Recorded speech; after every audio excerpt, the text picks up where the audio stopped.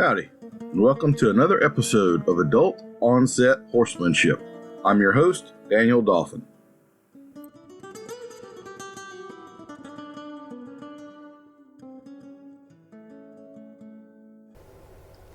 These words are from a few past bit course participants.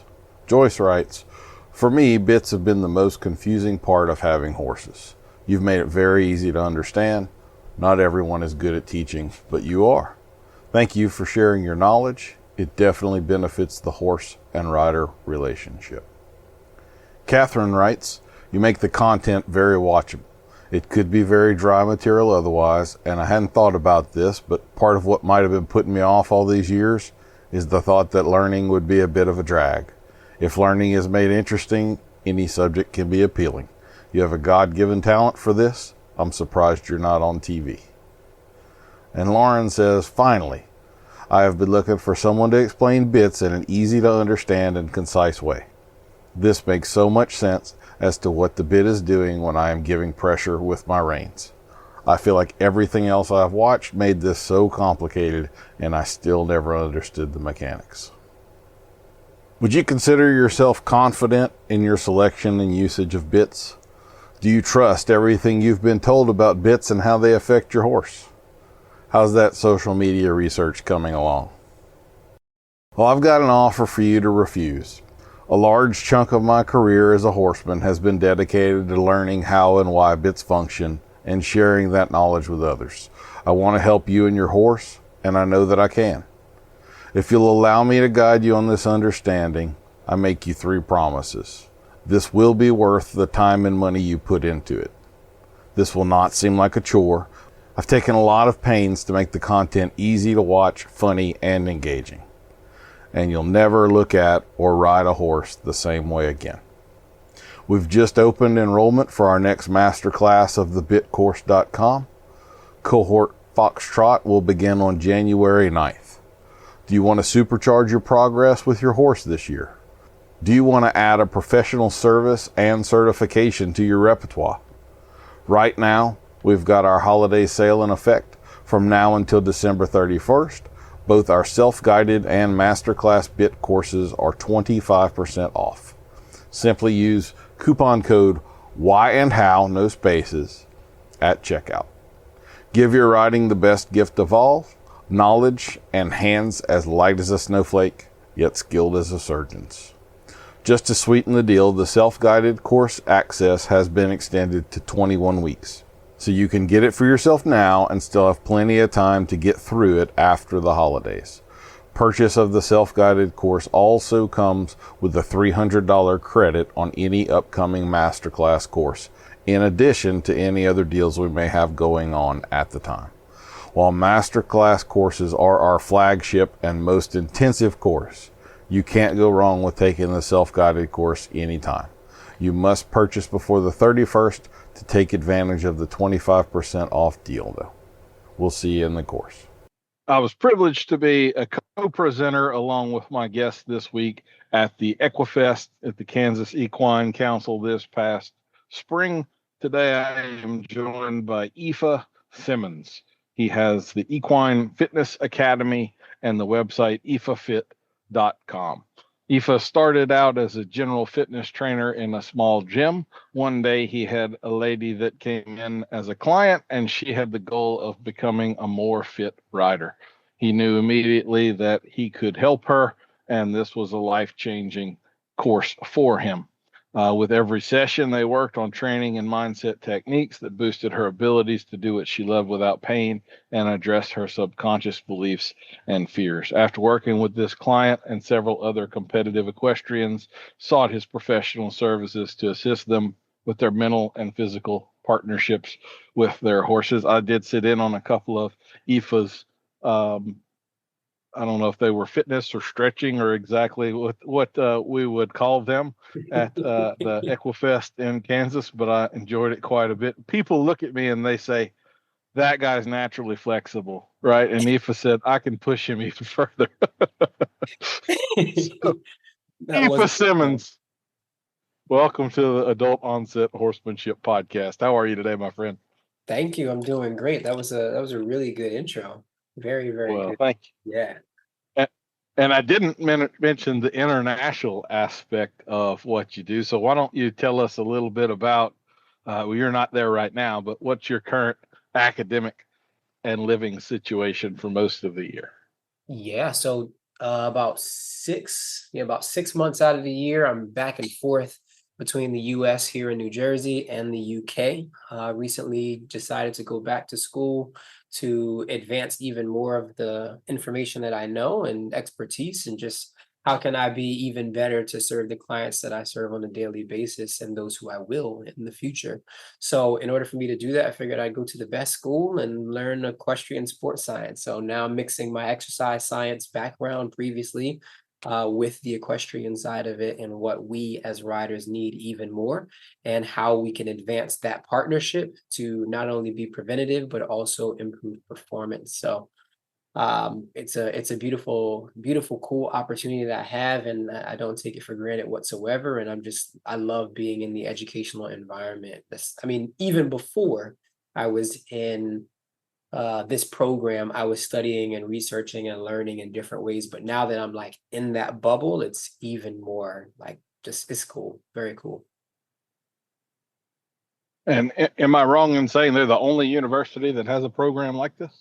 This is also very true. Yeah. So most of our industry research comes from this school, Hartbury, and it's been really cool to be able to be there and to meet these people and just have contacts that are really close by to you, that you no longer have to email, but you can just walk over and ask questions to whenever you feel like it. So yeah.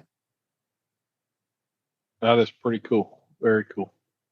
Well, Ifa, you may or may not know, but we start everyone off with our icebreaker lightning round questions, and you'll be no exception. So keep in mind that these are for points and prizes, so you want to be on your A game here, okay? Okay. All right. I All think right. I'm ready. Okay. And I'm going to change the first one in honor of you being a student in England.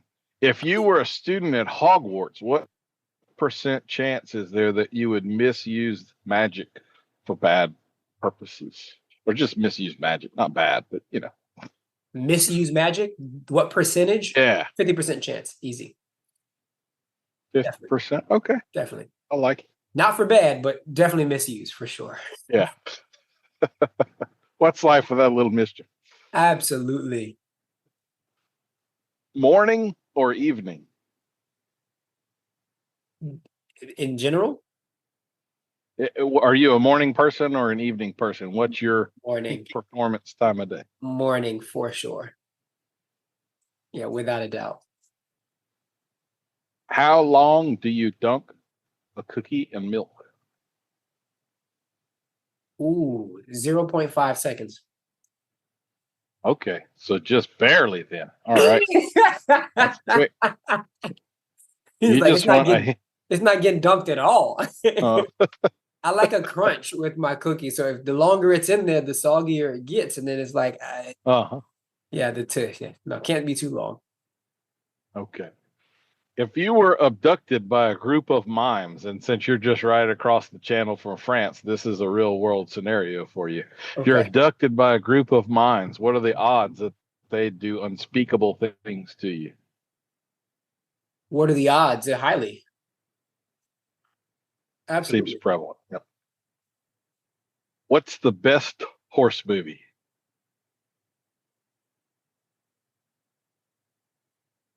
Oh, I don't know how to answer. I don't watch horse movies. Hate to say it. I don't. Oh, that's okay. No, I don't. I don't watch horse movies often. I watch shows that are sport driven. Do you have just a favorite movie in general then? Oh, something you've watched 30 times. You know what I mean? This is gonna sound weird, but the real answer would probably be A Bug's Life first. Lion King would be up there. Then I would go fast forward to The Matrix. Absolutely love The Matrix. And oh, I'm drawing a blank on the other one, but I can see it. It'll come back to me and I'll just yell it out randomly during our conversation. Okay. Sounds good. Yeah, you can't get wrong, can't go wrong with Lion King. But yeah, Matrix is definitely one. I learned something from it every single time. Every single time. Okay, well, there begets another question then. Red pill or blue pill? It's weird because I think that changes based on where I am in my life, right? Like there you see the world slightly different as you go through more. So in that case, it's like I get a different perspective on why someone would choose either side of it. Do you understand? Mhm. But to answer your question, I don't know. Right now, I don't know. So that surprises me. I would you're a student learning. You are Yep, squarely on the truth seeker path here, so you would think definitely, clearly red definitely. pill.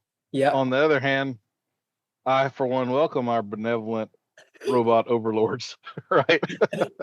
But I think it's like how you use the blue pill could also be an interesting thing on how you see aspects of the world at a certain time, because being completely truthful can also get you in a lot of trouble as well. Now, lying is, I'm not completely into that, but at least like there's a certain level of, if they don't know all the aspects of it, is it really, they're really lying? It's omission. Mhm. So I mean, it's a perspective, right? All things perspective. Typically, I lean on red though. Typically, 90% of the time. That's when we talked about the 50% at Hogwarts, right? Remember? Uh-huh. It's coming back. What skill or technique do you not have with a horse, or in your case, in working with horse people, that you admire in someone else and wish you did have? That's an easy one. I'm still working on timing and finesse in certain things, and at least on the English side of things with my riding currently. I find Western riding to be a bit more relaxed in a comfortable way for me personally. Just I also have more experience in that and in that saddle. So as I'm learning more on the English side of things, it's like, you could be a little bit nicer in certain ways, or you could actually add more leg in certain ways, right? There's areas and times where they're like, well, this horse isn't going to respond to what you're giving it. And I'm just like, well, yeah, but I don't want to give too. So there's a balance. I think that's probably what I'd say. Understanding the balance of who and what you're working with in this moment and how to ride to that ability at that time. When it comes to clients, can you phrase that one more time? Or who I work with? What skill or what skill or technique do you not have with a horse or with clients that you admire and wish you did have? I would like to have the ability to connect with everyone when it comes to clients. I'd like the ability to connect with everyone, like figure out what that thing is and get there as quick as possible so that you can reach. Sometimes it can take about 6 months for certain clients and I to really like completely connect, or for us to both get to a level where we're on the same exact page. But in that first 3 month, 12-week time frame, it could be like we're still working our way to that. I'd like to cut to the chase and get to like, what does this person really want to do? Because oftentimes they don't always tell you exactly what it is up front. So I'm chipping away at the iceberg and I just want to be able to put a heat gun to it and just melt it down and get right to it and then say, okay, great. Now I know exactly where we need to go and what needs to take place for us to get there. So I would kind of say that's actually two different things, or what I'm hearing anyway. So Okay. correct me if I'm wrong here, but Uh-huh. like I would say you're actually quite good at the building rapport. You're very Yeah, personable and I easy agree. to talk to and all of that. So it sounds to me more like what you're looking for is getting to the core understanding of what they actually want, which they themselves may not know initially or may not be able to Mm. communicate. But I wouldn't say that's necessarily connection. That's more you know what I'm I, saying? I do actually. I think it's twofold in a way. I do feel as if I can and do make a good rapport with most people pretty quickly, but not everybody. So I feel like it's way more challenging with those few that I haven't been able to get through to that part to get to the ending component of what exactly are they working on. But like you just said, sometimes they're not sure either. Yeah, and that's a thing for me that I want to continue to be okay with initially. So let me ask you a follow-up question here. Do you think that it is possible or even advisable to try to connect with everyone? So like, do you think some people are more of your tribe, and then here's this person that's just the opposite end of the spectrum, and y'all are oil and water, and it's just never gonna, and maybe it's better that we just recognize that and say, hey, like Yeah, this person and I are just not ever gonna, and that's okay. Doesn't mean there's anything yeah, wrong with them. Doesn't mean there's anything wrong with me, but we just come at the world differently. too differently to ever, yeah. I I would have to agree with you there. I think that's something I'm also working on internally. Just the ability to be okay with everybody isn't for everybody. And while that doesn't often show up in my workspace because it's just an attraction thing, um, I do find that I have the most issues with people who I want to have that connection with rather than it just naturally happening. And that could be acquaintances, that could be business people. I think we even talked about this. I think we even talked about this in March timeframe where we're just like, man, that would be pretty cool. And you're like, do you have to? Do you? And I'm like, I don't, you're right. You're right. So what, 3 months later, we're still at it. Uh-huh. Is it uncool that they put an S in the word lisp?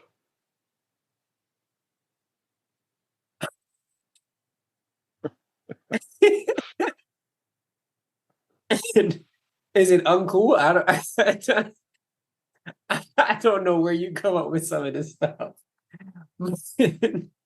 I'm looking This is forward more. how I build rapport. I'm looking forward to more more of this during the conversation. I don't even know how to answer that question. That's is that great? I don't know. And is it uncool to put an S in this?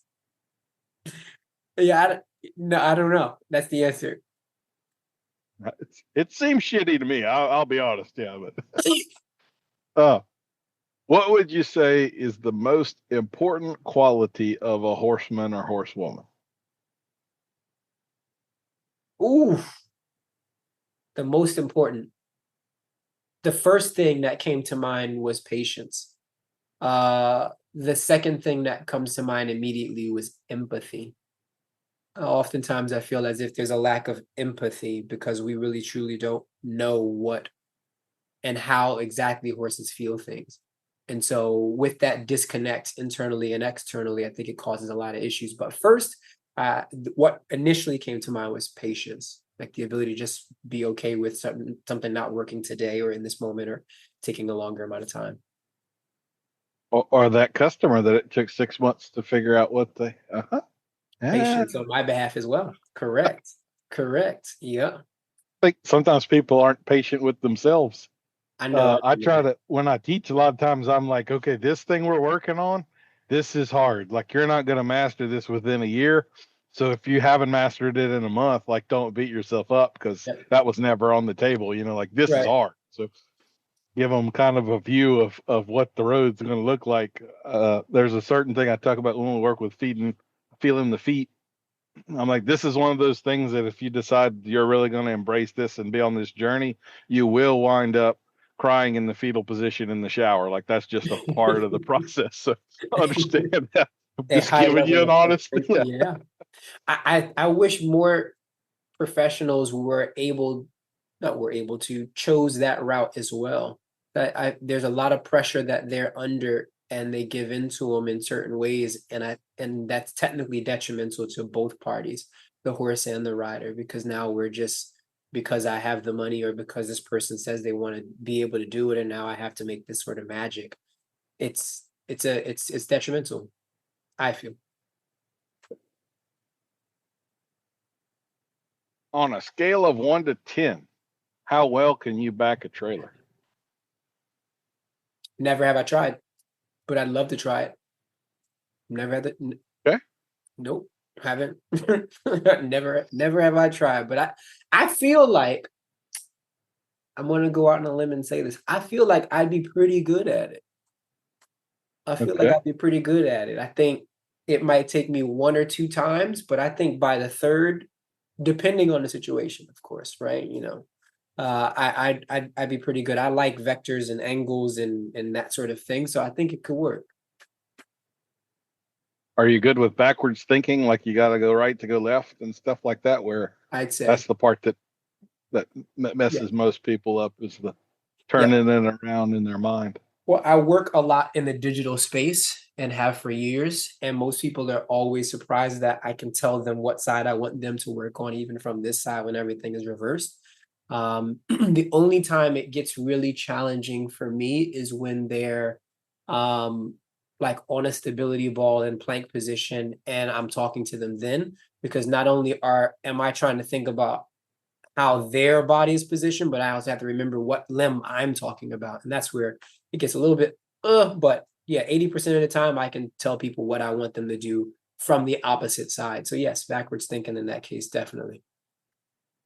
All of the physical, the anatomical, physiological stuff, it really does require a high level of spatial awareness to kind of think in 3D of how the body moves. And when we do this, it affects that and all of that. Like, it's really, I think there's an artist's brain to it to be able to be good at that in terms of the relationships and spatial awareness and all of that artists naturally have. 100% agree in multiple ways. Absolutely. The creativity, artist, all of that, the ability to think outside the box, understanding of where and what. I think that's an aspect that causes a lot of trainers issues with their riders, is because they don't really understand how to communicate something that they already know how to do with others, and others who are not at that same level and or might be in motion. And so it changes based on what corner of the arena they may be in. Bay or sorrel or any other, you have a favorite color? Bay is at the top, absolutely. I do like dapple grays though. Yeah. For sure. Yeah. But I would like Apple to keep grays. I like to keep them that way. That's the only issue. Like, I want them to get to a certain level, and then I want to lock that in right there before it changes. Mm-hmm. Yep, not happening. Somebody come up with some science. They're able to make dogs miniature. Why I want that? I want that gene at that time frame to be able to be done. Give it a couple more years. Dogs or cats? Dogs. Any particular breed? Ooh, no, I like a lot of different dog breeds. I do like an English bulldog.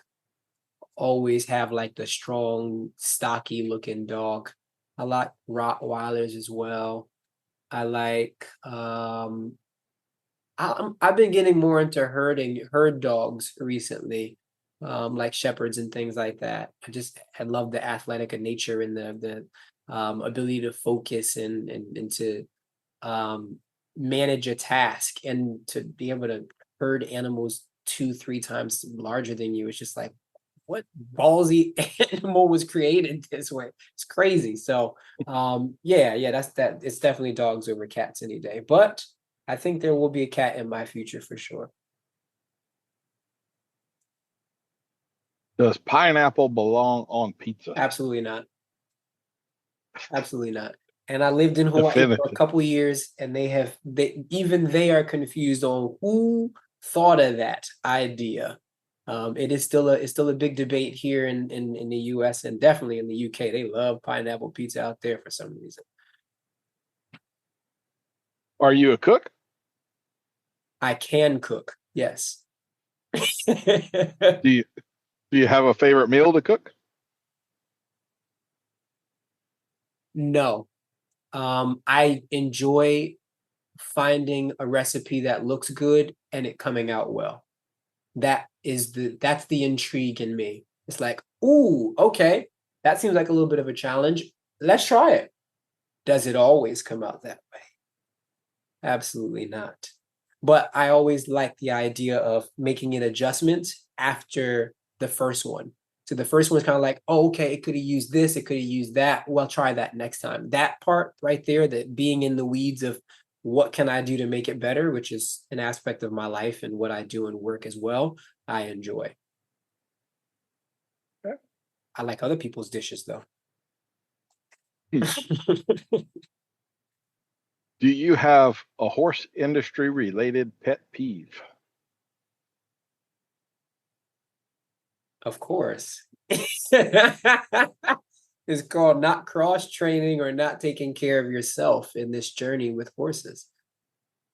Absolutely. That's the biggest pet peeve right there, but it extends to so much more than just the idea of fitness or moving your body or whatever it is, because as you were saying, I think you were saying a little earlier, is the body awareness aspect, right?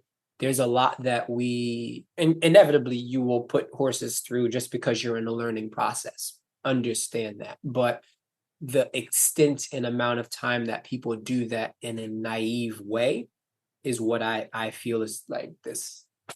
I always say it's 2025, y'all. Like, come on, when do we progress with the times as well, when other sports, other industries, other areas of life are doing that same thing? And yes, that's changing now, but not as fast as I'd like it.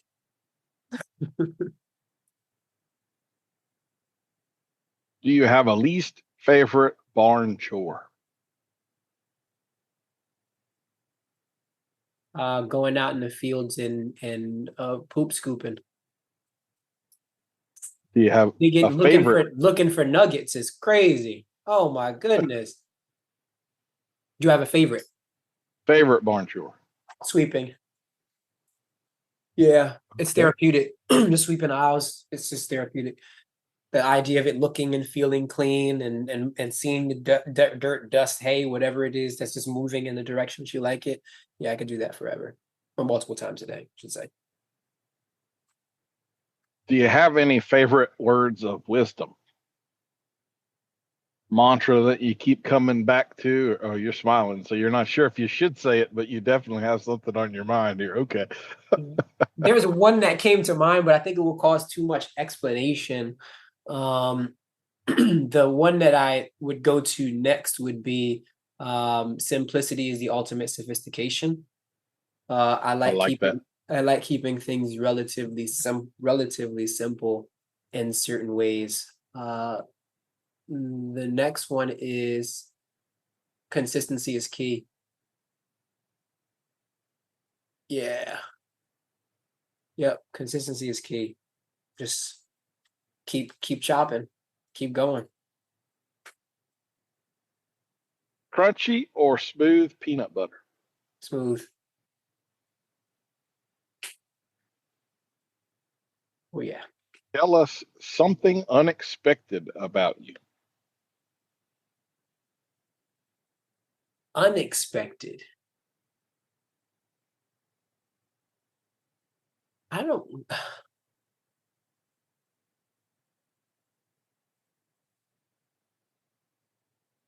feel like I don't want to default to the same thing I've said before. I'm trying to think of something else.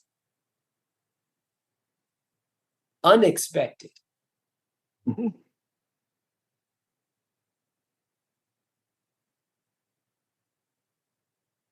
I don't know on that one, Dan. Unexpected. Okay. Give me a prompt. Give me something that would help me get to all right, something I might not have thought of. So, like a couple of the ones I would say about myself, I once fell 3 floors down an elevator shaft and climbed out, walked away.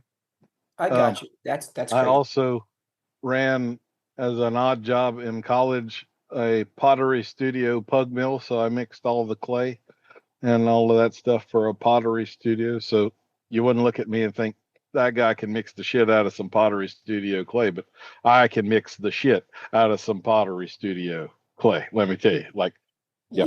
That wouldn't surprise me as much. You look like a creative, so I could probably see you in a what do you call it, in a pottery studio for sure. All right, I officially have my unexpected one. I was born and left the hospital with no name, and I did not have a name for an entire month. They just called you that one. Baby Simmonds. Baby Simmonds was the name that I left the hospital with, and they had to come back within a month, and they did that. They certainly made sure that I had the right name. We'll say it that way. So I tell you what, Ifa is not exactly a typical name, and I do happen to know a little of the background here. So why don't you tell us a little bit about you and your brother and how you came about your names and everything? Yeah, so my parents were absolutely yeah, I'll say that. My parents were in love with Nigerian African culture. So we'll say African first and Nigerian West African culture quite a bit 40 something years ago. And when they started having kids, I'm the second of two. They named us King and Prince. So my brother's name means King, Oba, and mine means Prince, Ifa. So it's a beautiful thing. Priest, excuse me, not priest, Prince Priest, excuse me, wrong one. And yeah, so it's a high level name to live up to, but it's a beautiful culture that they have out there. Extremely smart people. I have not been yet. And recently I did find out that I do have lineage out there, even though we did not know that at the time of all of this sort of name and culture love that they had. So it's funny how certain things can come through you and through your parents, even though they didn't really even know that there was a genetic connection to that same place. Well, when we were trying to schedule this, you were just in Africa, weren't you? Or was it the Middle East? I was in So Africa. where were you? I was in two different countries. When we set this up, I was in Rwanda, so East Africa. And then after that, I went to Zanzibar, so Tanzania, Zanzibar. Yep. So it was a beautiful time out there. I spent the entire month in across the two countries, but yeah. So is Rwanda, I guess this is a total side quest now, but is it safe in Rwanda? Aren't they in the middle of like civil war and all kind of stuff right now? Or It's the definition of safe. We had no issues where we were in Kigali, which is the main city. There is some unrest closer to the border though, but I'm nowhere near the border. So while this country is tiny, there's definitely some things taking place over in that way, but I think it's probably the same thing with certain aspects of people not being from the US wondering, is everything okay over there? You're like, yeah, fine over here to me. We had that same, funny enough, we had that same situation happen in Hawaii, 2018. That was when Kilauea first erupted for the first time big in quite a few years. Quite a few is a long time. And as we were literally just moved in on that side of the island where Kilauea is in Pahoa area, everyone found out about the eruption from the US before we found out about it in Hawaii. So friends, family, everyone's texting, is everything okay? And we were like FaceTiming them with the sun, and it's just absolutely gorgeous out there. And they were like, what? You should see the videos and pictures that they're showing. I'm like, well, it can't be shown what's active because it hasn't happened yet. But about a week or so later, it did happen. And we were like, oh, let's get the hell up out of here. And while very cool to experience and to see, it literally took over the same exact area that we were staying. So we got out just in time, but it was just a beautiful thing to be able to say, how can one information travel faster than the information where it actually is taking place? And it happens all the time.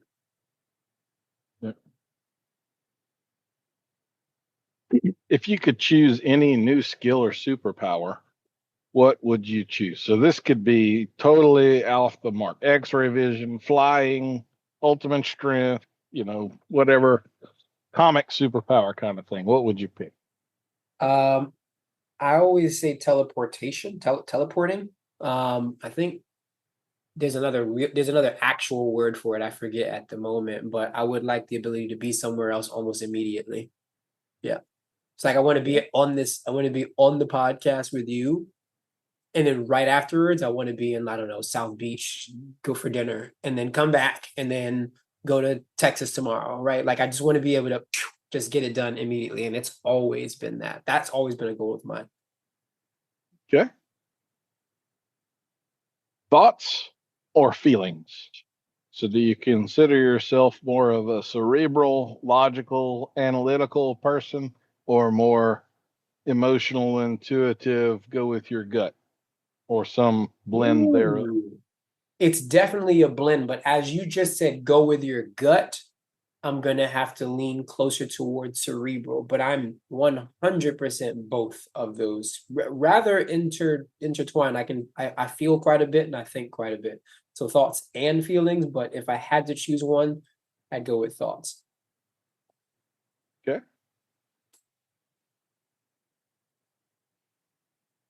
What would you have been professionally if not a equine sports medicine guy? Architect. Okay. Yep. That was the first path. So you like structure and the way things play together and interact. That's sort of the okay. I do, and I also like free form and figure as well. Like I love a square, I love a line, but I also love the idea of something that's moving and swooping, and you can create that into a building. It's just who thinks of that? You know, I've drawn and created many of homes before, and they're always geometric. So to see that, wow, people are like drawing circular lines and just really free form, like how the hell do you think about that? Also fascinated me about architecture. So did you play with Legos or anything like that as a kid and were building stuff? Connects was my thing. Do you remember Connects? I don't. Ah, man, I wish it was still here, but it was a structural creation thing, just like Legos, but different. Legos were more block-like. Now, obviously, they've expanded to another level I could have never thought of. But the Connects was really cool for me, so I did quite a bit with that. But I also had some Lego stuff. I'm actually back into Legos, but more so now than I was before, and I've created a piano for almost not completely life size, but it's huge. It's about that big, that wide. And then I also created a Porsche at 911. So those are my two so far, and I'm looking forward to my next project. Okay. You know, I bring this up at every opportunity, but there's a real humanitarian problem with Legos in that we force Lego people to live in houses made of their own flesh. And that's just wrong, you know. That is crazy. That is crazy. Well, yeah. Hopefully my Porsche can help us get out of the get out of the sticky situation quick enough. There you go. Are you decisive or indecisive? Depends on the scenario. As you probably have noticed in certain ways through our conversation.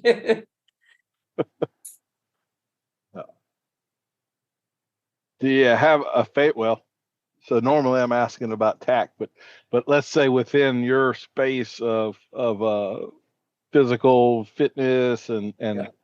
all of that, do you have a favorite tool? And I know your toolbox of physical tools would be somewhat limited, but like, is there a? It's extensive, actually. Now, are you asking me that for me personally or me with clients? Either, both, whatever. Okay. Oof. For me, it would be a pair of dumbbells. Let's go with adjustable dumbbells. Okay. Yeah. Don't take up much room. Can use them almost anywhere. You can get a workout in as long as you know what you're doing. Very simple. For clients, my favorite tool are the balance pods. So those are the yellow spiky ball looking things that I think, did I bring those to I don't know if I brought them to the event. Maybe. No, I'm I not sure. couldn't have because I came straight from UK for that one. No, I don't think I brought that. But yeah, I find that they're extremely helpful and tangible. They don't take up much space. They're easy and it can work on rider balance when they're out of the saddle. So is this where it's like half of a ball with a platform on it and you stand on it? And okay. Yep. Yep. Yeah. Very cool. So that's the one for clients. Cold showers or cold food forever? This is cold showers forever as well, or just cold shower? Cold showers or cold food forever? Yeah, pick one. Cold food forever. Okay. Cold food for oh man, cold showers. So some of this stuff I'm like you mentioned dumbbells. So I really like kettlebells. I've been playing with those for the last few years, and I hardly use dumbbells anymore because exactly what you said. They're so versatile. Like I can do so many things in motion with it and compound exercises. Yep. I'm a little surprised. Like the ice plunge thing is a pretty big deal in your world, I would It think. is. So I would think the cold showers would have been the no-brainer for you there, and you didn't go with it. So unpack that for me, Aoife. What are you you don't believe in the ice plunge deal? It's a fad or No, I preach them to my clients of temperature acclimation. I didn't say that I was the best at doing them, but I do. But I also say to not be so extreme for those who don't have a cold plunge. If I had the space and the opportunity, I would definitely have a cold plunge. Absolutely. what's it like a Mine would cold be indoor. shower is an easy. It's not as cold as a cold plunge, but it still gives you that. I forget what the reflex is, but there's a specific mammalian reflex when cold water hits your face. Like you can mimic a cold plunge with a bowl of ice water and dipping your face in there, and you still get like 80% of the benefits or something because it triggers that Yep. autonomic reflex. I completely agree with what you're saying. I think the thing for me, like I said, the cold plunge would be indoors for me because I can't deal with the elements and then being cold and then no. I don't even want a hot tub outdoors personally. I want my hot tub to be indoors as well because I don't want to have to deal with the external surface of where I am, what season it's in. So like I was saying with clients, I would advise them to just turn the temperature down on their shower ever so slightly so that they get to acclimate themselves more to it. But really for the sake of preventing more soreness or DOMS, we call it, is what I believe in it for. Minimizing soreness, improving performance. I've written articles on cold plunging. I've already done that part. Yeah. So as a horseman, are your hands or your legs better? Ooh. Hands. Okay. Yep. Right or left lead? Left. Do you find one easier? Yeah, I have a right. I'm still working on strengthening my right groin and leg. So definitely. Okay. So I always have a follow-up question with this that you might appreciate. Are you right or left-footed? Right. Okay. And yet you have weaknesses in that leg and complex. That's interesting. I'm ambidextrous by the larger scheme of things. So I do things on both sides. Anything athletically I do on my right side. But I'm also weirdly enough, I am stronger on my left, including the leg.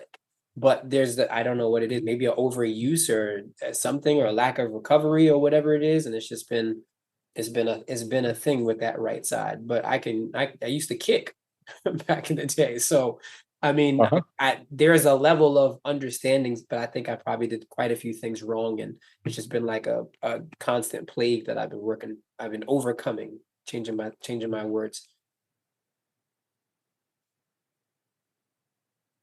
What is the best smell in the barn? Um, ooh, I was gonna say alfalfa feed. I love Okay. that smell. Oh my goodness. Oof. Yeah. Saute is also a good one. Yeah, when some of the sugars start coming out. Yeah. Mhm. Sweet, salty, or spicy? Or, oh man, you're really just giving me the tough stuff. Uh, I don't like choosing on that one. I like sweet and salty. But I'll That's go a good sweet if combination. I had to choose one. Yeah, it's definitely a combination for me. Yeah, I need to have my potato chips, but I also need to have some sugar as well. Yep. So, But so with a Nigerian name, you don't go for spicy right away. I no, like that. no. And my dad's Jamaican. Let's not get this twisted either. So yeah, he's still like, come on, man. I No don't think I'm a scotch. baby, but I mean, I'm definitely not gonna go give me more. No. No, I love spicy food, and both of my sons don't really care for it much at all. So yeah, just the way it goes. Did you acclimate them to that or try to? Um, I've tried. Yeah, and my older son, as they've gotten older, their palates are closer to mine. Neither of them like Okay. seafood when they were little. My older son loves it now. Younger son, I think, might be coming around. So who knows what they'll be in years. But I don't Right. remember a time when I didn't like spicy food. When I was little, I loved spicy food. So Favorite spicy food or a cuisine? probably boiled seafood. Could be crab, shrimp, or crawfish. Okay. Yep. Any thereof. I like that. But then a lot of, I mean, there's spices like a go-to. I put, if I have it available, I put, like we have Tony Chachere's and Slap Your Mama and a lot of spices. Like I put it on pretty much everything. Ooh, So or it's gotta have Tabasco flavor. sauce and It's gotta things have like that. flavor in the spice for me if I'm going to do it. And I sometimes the higher up I go, I feel like it's losing the flavor and it's just absolutely like, I don't know, licking something that's just the fuck is this? I want Yeah. both. I want some No. heat, but I want some like, oh, okay, I can see why that was, crafted that Mhm. way, if you call it that. Yep. What is your favorite dinosaur or deep sea creature? God, dinosaur. Never thought about that before. Deep sea creature. I'm not even gonna name one because you're probably gonna go, that's not deep sea. I don't know. I don't know. It could be okay. Like a crab? Is that That not that's not deep sea? Crab isn't deep sea. could be like the Alaskan king crabs and all. They're down fairly Okay, deep. yeah, They're yeah. they're not That's what I think of. 30,000 feet, but they're probably at a couple thousand feet. So, I'll go with that. King crab. I used to like crab. okay. And final question: have you ever had a UFO encounter? No. UFO encounter. No. Okay, let me just tabulate your score Oh, I forgot there was a here. score. Oh man, I'm not doing good. No, so you may be surprised. You have actually, I've tabulated this now. You're at 6,568 points, which makes you not only the high scorer of this week, but the high score of all time, Ifa. There's no So way. There's no way. it's the way that things work out, man. So that entitles you to either an awkward silence or a genuine compliment. Your choice. Gotta be genuine compliment. All right. Well, I'm going to compliment you on your rapport building skills. I really think you're one of those guys that you could meet you in an elevator and 20 seconds later it's like, hey, why don't we go grab a bite to eat and a beer? I mean, if it's just that quick on it, he's really articulate and well spoken and insightful, and I think he sees people in a Mm. pretty cool way. I'm also going to say this. So this is just I don't mean to embarrass you about this, but I thought it was pretty cool. So when we were at the Equifest in Kansas, there several of the presenters, we were all staying at the same hotel, and one night the hotel had a little kind of bar and hamburger joint in the bottom of it where we were eating supper, and Ifa was late to dinner because he was talking to his dad, and I'm like, Oh oh no, yeah. that's a wholesome sort of deal right there. There's not a lot of people that are like of this age and professional and all, and they were still like I'm Yeah. gonna blow off Yeah. beers with the boys, and I'm gonna talk to my dad on the phone, and I thought that was pretty cool. Like that showed a part of you I appreciated seeing. So I'm glad that means a lot to hear that. I think in that moment it was cool to be able to speak to him because we were closer in time zone. Like I was saying, I came from the UK, so that's a bigger time zone. So we don't chat nearly as much during while I'm out there, or yeah, while I'm out there. So when I had I think it's 1 hour. I think it's 1 hour time zone different from EST. It was way easier. So I was able to catch him at a good time and then we were catch up. And I was like, oh shoot, look at the time, I gotta go. But at that point, yeah, it was. I think that's probably why the conversation lasted and went as smoothly and as quickly as it is, because other times it's just like, just getting out of school. I'm like, it's almost midnight. And so, we're running into the next thing. So thank you for that. yeah. Definitely. Well, the first question I always ask everybody is, would you give us kind of the 30,000-foot view of what it is that you do?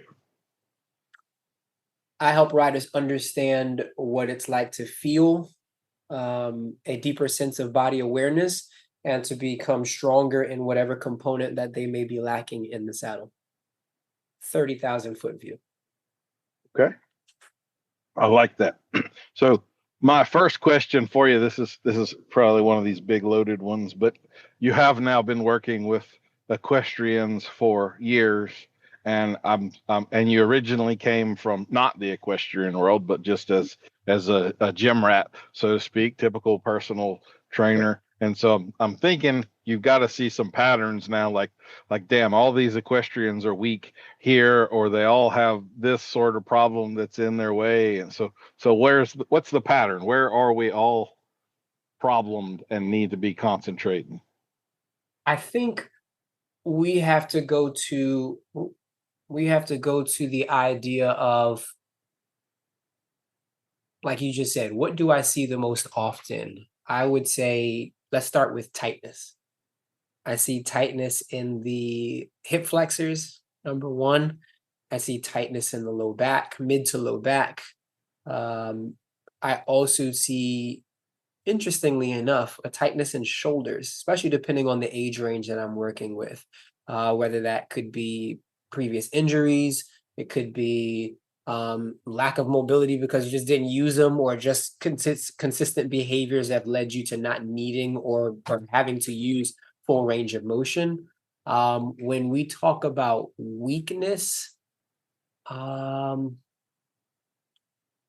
that one is not as universal in a way, because most people would assume that the answer is core, weak core. But if we were to place the average equestrian and do a challenge of sorts of core to the general public, it would absolutely wipe the floor with the general public in terms of core strength easily.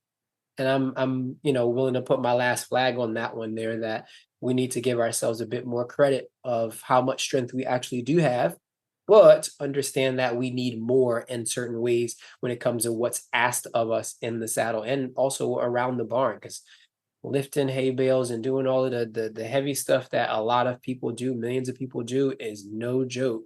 So give yourself credit, but also understand that there's ways that we can fine tune that even further. Does that answer that question? Yeah, yeah.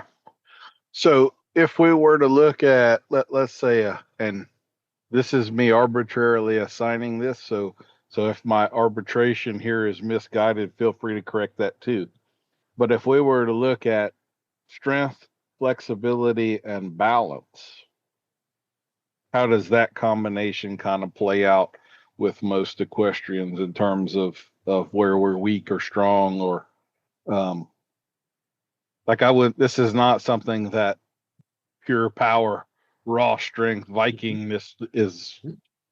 needed for, Yeah. right? So Yeah. at the same time, there is athleticism and a certain degree of strength that's definitely, I know when I kind of got back to the gym in my late 20s or something, I hadn't been in the gym in a while. I got on the I guess, adduction machine. So where you're squeezing your thighs together. Oh, that was my bitch. Like I could crush that thing. I could do a full stack of weights and I could make them jump. Like, it was so easy for me. It wasn't even Right.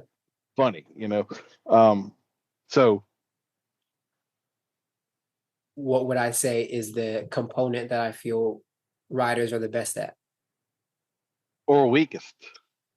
So, like balance, you said one of your favorite tools was the spiky yellow ball there. It's like half Yep. of a platform to work on Yes. balance. Balance So, pods.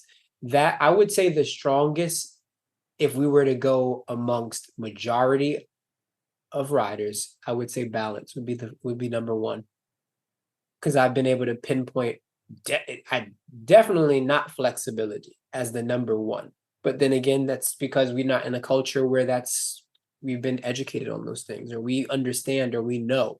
We're just now getting, I feel, just now getting to the space where it's like, oh, this is what I can do to improve my range of motion. Oh, this is what I can do to elevate my mobility.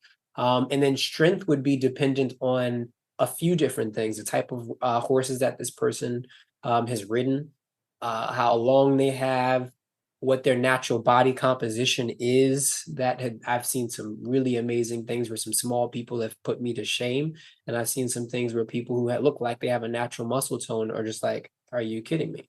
So there's a lot of variance in that part, but I would say my number one answer would go to balance first. Yeah, it's a unique set of balance that's needed to be in the saddle to do what's necessary on a horse, that it's different. so I guess within the how to balance, this is going to be a kind of a selfish question, and I'm really curious on your answer here. Yeah. I pretty routinely come across people who don't know where the middle of the saddle is.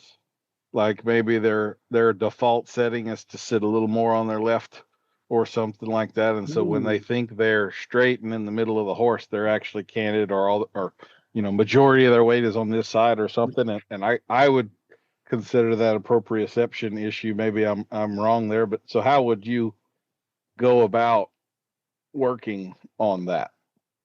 That's I view it like recalibration, because they think they're pointed north and they're actually pointed northwest. Like where you think the middle is not where the middle is. So that's a lack of, and that's why I gave you the 30,000 foot view as you asked for earlier, because helping riders understand body awareness, proprioception, kinesthesia, those scientific words, is really the main thing. Like if we get down to the meat and potatoes of it, that's the one thing that everyone can continue to enhance no matter what they're doing, because as age takes place, as ailments takes place, as injuries take place, as we get better in certain aspects, we still always have to calibrate that. I mean, even learning that women after having a child, their center of gravity changes, especially during. But think about, like, as a guy, we almost never have to think about that type of change taking place within us. So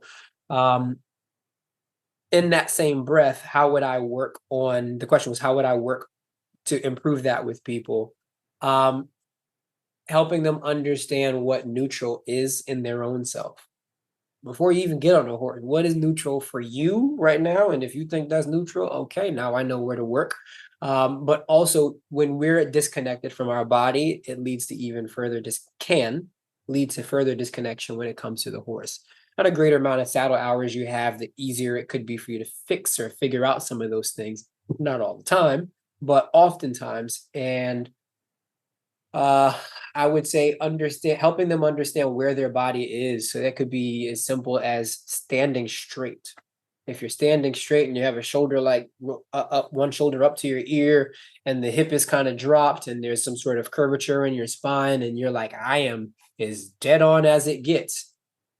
Putting the mirror up or showing them exactly where they are and helping to figure out those imbalances. But those are always imbalance driven that people don't understand, because you get used to the imbalances that you have. And once you get used to it, then you obviously don't know that you're doing it or exhibiting that sort of movement pattern anymore. So helping riders outside of the saddle is exactly why and how we get better in the saddle, because doing more of the same wrong thing typically doesn't help us doesn't improve things. So that leads me to another question. Do you never, or sometimes, or majority of the time, are you working with people while they ride, or is most of what you're doing without a horse? When you say while, you mean literally in the saddle? Yes. No, 98% of the time it's outside the saddle, cross training, mobility, fitness in terms of strength, and or wherever they are in my 4 pillars, which would be stability, suppleness, strength, and stamina. Okay. So here's another sort of question, and I meant to look up the term before we had this conversation, and I forgot, but there is a bony change that occurs in the femur of equestrians. So anthropologists can look at, skeletons and tell this person rode a lot, because we get like a knob at a point of attachment on our femur and all.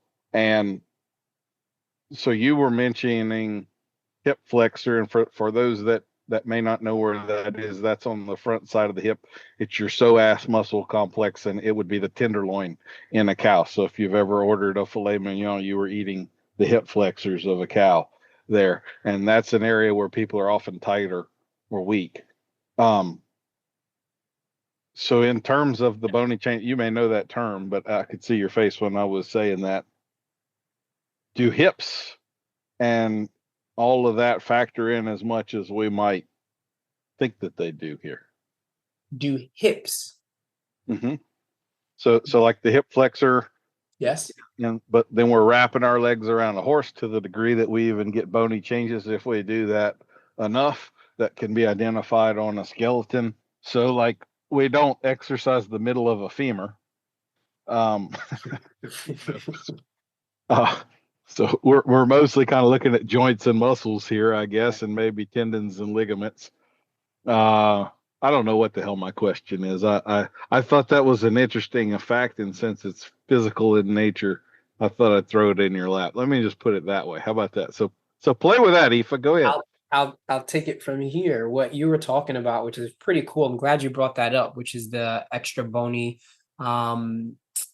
excess that adds to, I don't know. I wonder how many hours you need to be in the saddle over a lifetime for you to start to get that bony protrusion, but that's called exostosis.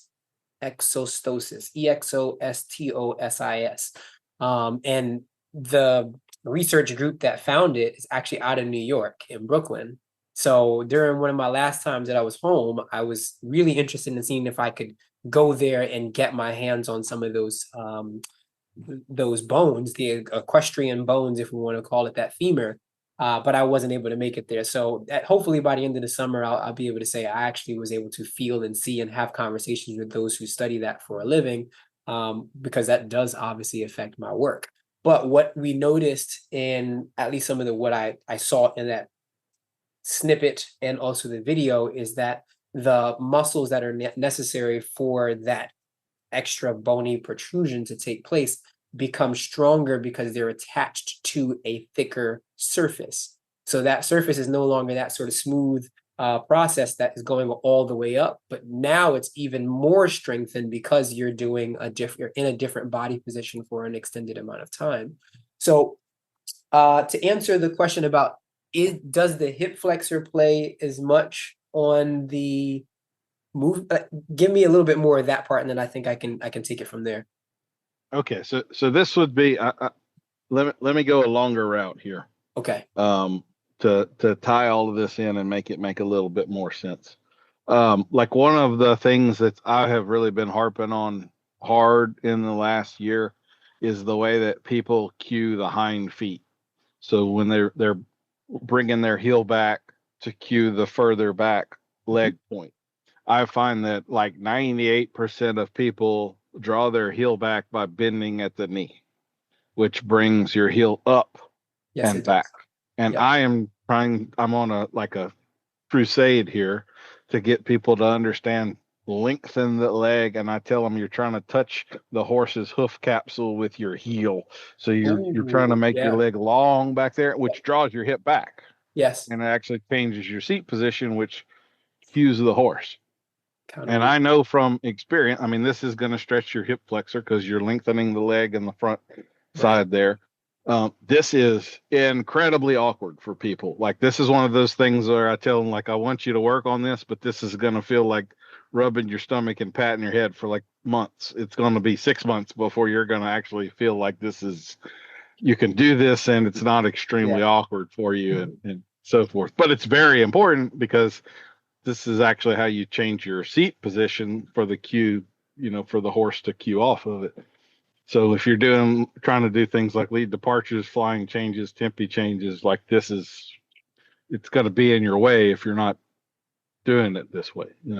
And so I guess that's what I'm getting at. That is extremely awkward for people. I'm not exactly sure why, but I definitely know after working with enough of them, but that like this is one of those things they're looking at me like, you really want me to do this? Like this feels like, asking a lot. Yeah. So what you said does make sense. And I love that you mentioned the knee bend component of it, but also that you don't want that. You want that to come mainly from the hips and not only the rotation, but the extension of that. So in order for that to take place, your glute has to fire, your hamstring would have to fire, obviously some of your adductor muscles, and then your hip flexors have to have the ability to lengthen to that extent. Now, in the lifestyle that we live, most of us outside of being in the saddle is in the seated or semi-fetal position, whether it's what I'm doing right now, which is sitting talking to you, or going up to the couch later and chilling and watching TV, or getting in the car, or working, or whatever else it is. There's a lot of that takes place. Even for the active person who's constantly at the barn doing chores and things like that, there are still components where they're definitely sitting and or in a flex position. So not often in today's day is the hip flexor extended to that level. Now we also have to add into the component that your nerves and your hip flexors are both connected. Whenever we get nervous about something, our body wants to put us closer to the fetal position because it's protecting the organs within it. So if someone is uncomfortable, unfamiliar, and or scared about something, you're automatically going to have more engagement through the hip flexors. So to get them out of that, but it would behoove the person to, I think you call it amygdala hijacking. Mm-hmm. Yeah. Hijacking their amygdala in a moment to get them in a different state and then asking them to go into that while they're kind of not really focused on what the hell exactly are you asking me to do, but like, okay, I'll just try it right now because I'm in a lighter mood. For exercise or mobility purposes of that, most of us can't extend our leg well. So to even think about that is a challenge. And then the second part would be hip hinging. Hip hinging is one of the most challenging things for most riders to do. So those two things go hand in hand in a really oppositional way. Lengthening the hamstrings while not using the low back muscles to overpower something is helpful. Then if we want to lengthen the front, we also need to have that ability from the backside.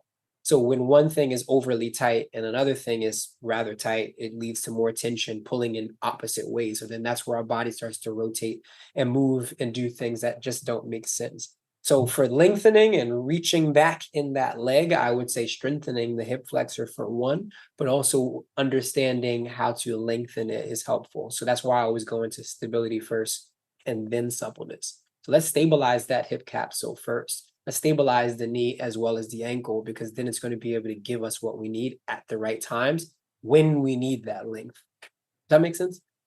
Mm-hmm. Yeah. So bringing all this around, should we all be stretching before we ride? Do you have some here's warming up before we ride? Warming up. Yeah. Okay. And that does include dynamic mobility.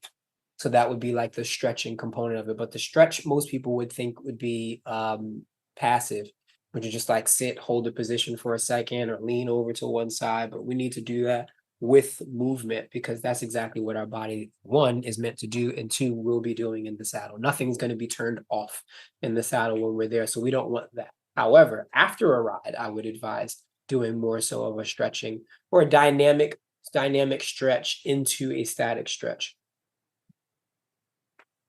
Okay. This is just another little oddity that I thought I would bring up. Maybe it's Yep. neither here nor there. One of the most challenging customers that I ever had, and this was long ago, so I was not skilled at working with customers at this point in time, but he was diabetic and he had neuropathy already, so he could not feel his feet very well. And to me, riding is mostly about waist down. I'm trying to teach him to use his legs in certain ways and so forth. And man, it was frustrating for both of us until he let that slip out, and then I had more empathy for him after that, I guess you might Yeah. say.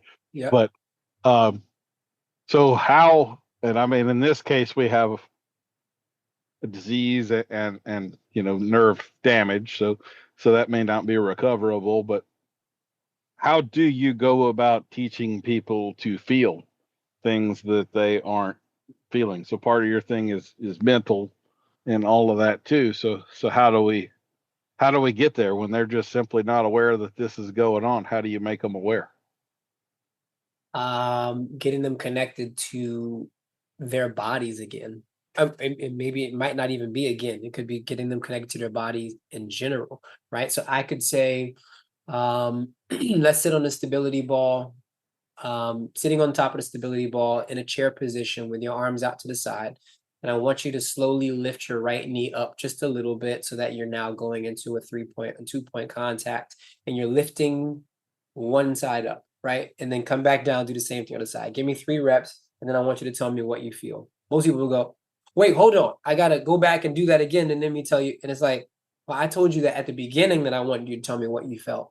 But it's like, if it's not in the exact moment of me producing the answer for them, producing the answer for me, then they won't understand exactly why or how. Oh yeah, I felt like my hip shifted a little bit on the right side, or I felt my hip flexor a tiny bit more on the left side, or I felt that my shoulders were really getting tired out there holding my arms, or I felt like I had a slight rotation, or I lost my posture as soon as my foot left the floor. Right. So this is all about what is your body doing, or what are you asking of it? And can you respond to understanding that exact thing? Is that like, I hope that's one good example, at least a good enough example of teaching someone how to feel in that. And I think going back often I have to, and as I work with people digitally most of the time, not even live, and sort of sessions like this, we have to keep conversation going where I say, okay, at what point in this set did you really start to feel that? Okay, it was about the 10th, after maybe about 6 months, depending on who the client is. About the 10th rep out of the 12th that you gave me, I really started to feel it. Okay, so that means I need to go a little bit. I want to go to a higher repetition. I'm going to increase the weight a little bit more because I want you to feel it a bit earlier.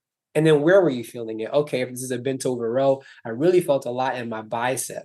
And I'm like, okay, well, I don't want your bicep. So I want you to, let's go with this cue.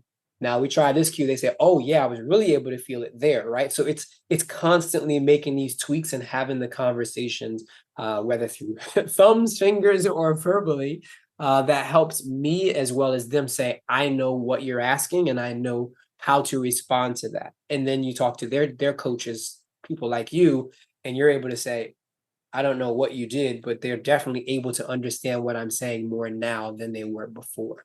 And the answer really is getting people to work and to understand that what they do or what they're unable to do has an effect on how their coach has to coach them, how they respond to things, and also how long their journey may be at this stage, at this level, at this process.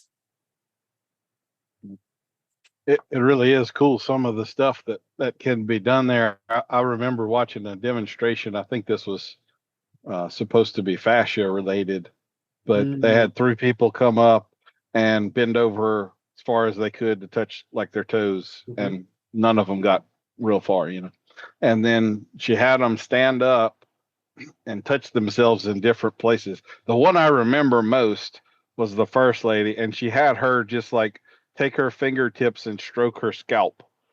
So from like her forehead to the back of her head, and do that 4 or 5 times, and then bend over again. And she went like 6 inches further. Like the difference in how much further she bent over was significant. I'm just watching that like, how in the hell did that make a difference? But it was a fascial release so anyway, it's pretty cool how much of this stuff, little things can make big changes like that. It's really kind of amazing that you brought this up the day after I was just having this conversation. I did a video shoot yesterday, and one of the questions that came up that we just randomly started talking about was exactly that: fascia, why people do certain things like this. I'm holding up a spiky ball for those who might not be able to see it, and why people do certain things like tapping. And I was talking about the sensosomatic response that takes place in the body. Now, I don't know all the fascial meridians and the way that this person does, but I do understand components of it, and I'm always studying things about the fascia. Right here, I'm picking up a book that says Fascial Fitness, which is something I've been reading recently. So I'm in the weeds of these type of things, and that's just for fun, not even education related. But as we wake up meridians and points and aspects of our body that are not awake, are not firing properly, that's the reason why I'm starting with the idea of, let's just start with a warm-up, everybody. Can we just start getting you warmed up? If I get nothing out of anything that I do in the work that I'm focused on, I want to be remembered for, we now warm up before we freaking ride, right? No matter what it is, it could be 2 exercises, it could be 1. I do something, because obviously every day isn't the same, but this is a way for us to wake up our body so that our body understands what is being asked and how to respond. And the synapses fire better when we do it that way. I have to say I'm pretty guilty of that.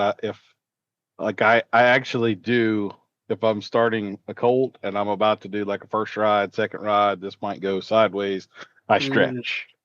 But it's the only time I do it. I don't do it if I've got 8 to ride today and they're all broke and I can climb up on them and go, then I climb up on them and go. I don't warm Daniel up at all. And I don't know. Probably I should, right? Well, it's interesting how, and we see this in fitness as well, is it's always challenging for someone to get them to breathe, at least initially or at one time. You put a weight real heavy in their arms for a chest press. Oh, they know how to breathe just fine. You put heavy weights in their hand for a squat, and all of a sudden they're breathing out on the way up. And it's just like, the past 6 months, you've been talking about when should I breathe, how do I breathe, and not breathing. And as soon as I put a heavy enough weight in your hand, your body's like, we're not going to get this done if we don't do this, right? It's like you were just saying with the coat, if it's an unexpected situation, I don't want my body to feel like X, Y, or Z. So I'm going to do something beforehand because I don't know what I'm walking into. But when you know what you're walking into on a normal basis, you're like, I got this. I can do this with my eyes closed. So it's when the necessity is at its height, we typically know exactly what is something that we should do. Where I come in is I want to help people have a level of consistency so that we have numbers to play with. Okay, you rode 50 times, you had a situation at this 48th time out of the 50. Okay, we won't worry about that nearly as much, but I have no statistics to help with certain scenarios to help people through. So in your case, it's like, well, now, how often are you breaking brand new colts? Okay, if you're stretching at that point during that time frame, I would say, can we just do once a day where you stretch, warm up, whatever it is, before you ride? And you say, okay, yeah, 4 weeks we come back and you say, well, my body feels like this because of that response. All right, next month we're going to do twice a day in between, if you have a morning and an afternoon or a morning and an eve. Like, that's just how my brain works. And then let's say at the next month, month 2, okay, here's how my body's responding. And then we just go forward. You're like, whoa, I feel way better. And now it's ingrained in my habit because I didn't see that you just immediately adopted it into the thing that you wanted me to do. But it was like more a habit stacked into the culture that I'm typically used to. Yeah, I love that. I'm very much that way with the horses. So like I count, we had 5 good stops out of 7 or whatever today, and I'm pretty analytical about that. So, you can see the progress, but I'm not really that way with myself. I used to work out a lot, like a couple hours a day, Wow. and then you have kids and all of those stuff, and the Lifestyle. 6-pack goes away, and then now you don't feel like that you can spare the time, right? And Mhm. then you have a heart attack at 48 or whatever the hell. Ooh. And so, yeah, you need to, not that I have, that's not what I meant, but, yeah, carrying around more weight than I ought to be. I need to get rid of it and get back into shape and all of that stuff. So, And the anyway. answer is start small. And for everybody. And I don't care if you're an Olympian, I don't care if you're Dan, I don't care if you're me, right? Who's not in the saddle as much as he wants to be. It's the start small and then use that consistency to build upon that. And even when you do start small, you got to restart. You still didn't start you're not at like Mount Rushmore already.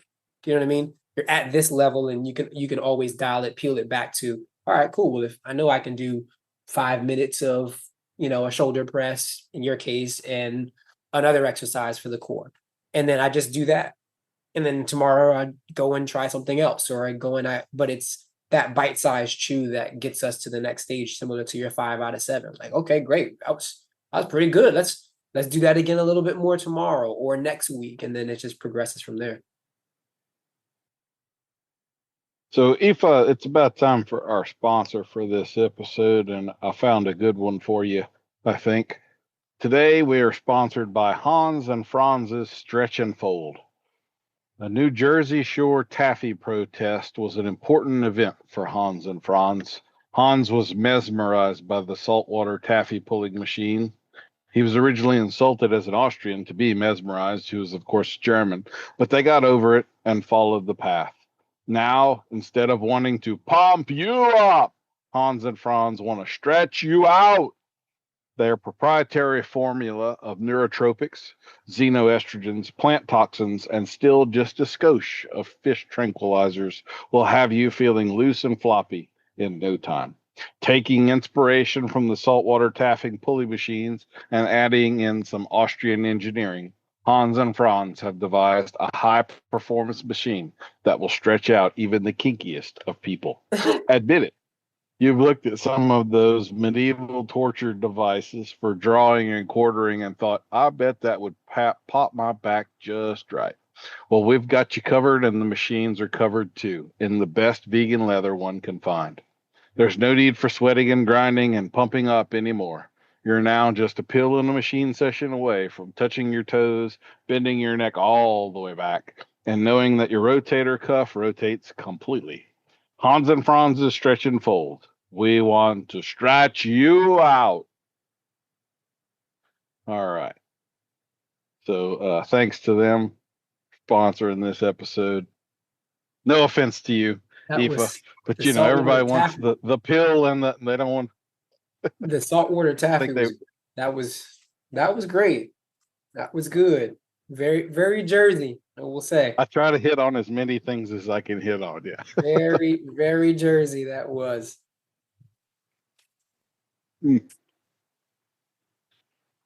Okay. Well, I did put this out into my Facebook group, Bit Spurs and Good Sense, and I got quite a few questions for you. So, would you Oh, like to entertain some questions from the people? I'm excited. Let's do it. Okay. First, are there any specific muscle groups that are more important with respect to riding? So, like flexibility of, strength of, and so forth. Absolutely. Hip flexors are huge. They are a part of our core musculature. Our mid to low back, erector spinae would be extremely important. We see underactive glutes all the time. Those are hip extensors as well. So those help you to I don't even, you don't even go into the meat and potatoes of it, but you said what muscles and areas. Let's see, flexibility, suppleness, range of motion through hamstrings.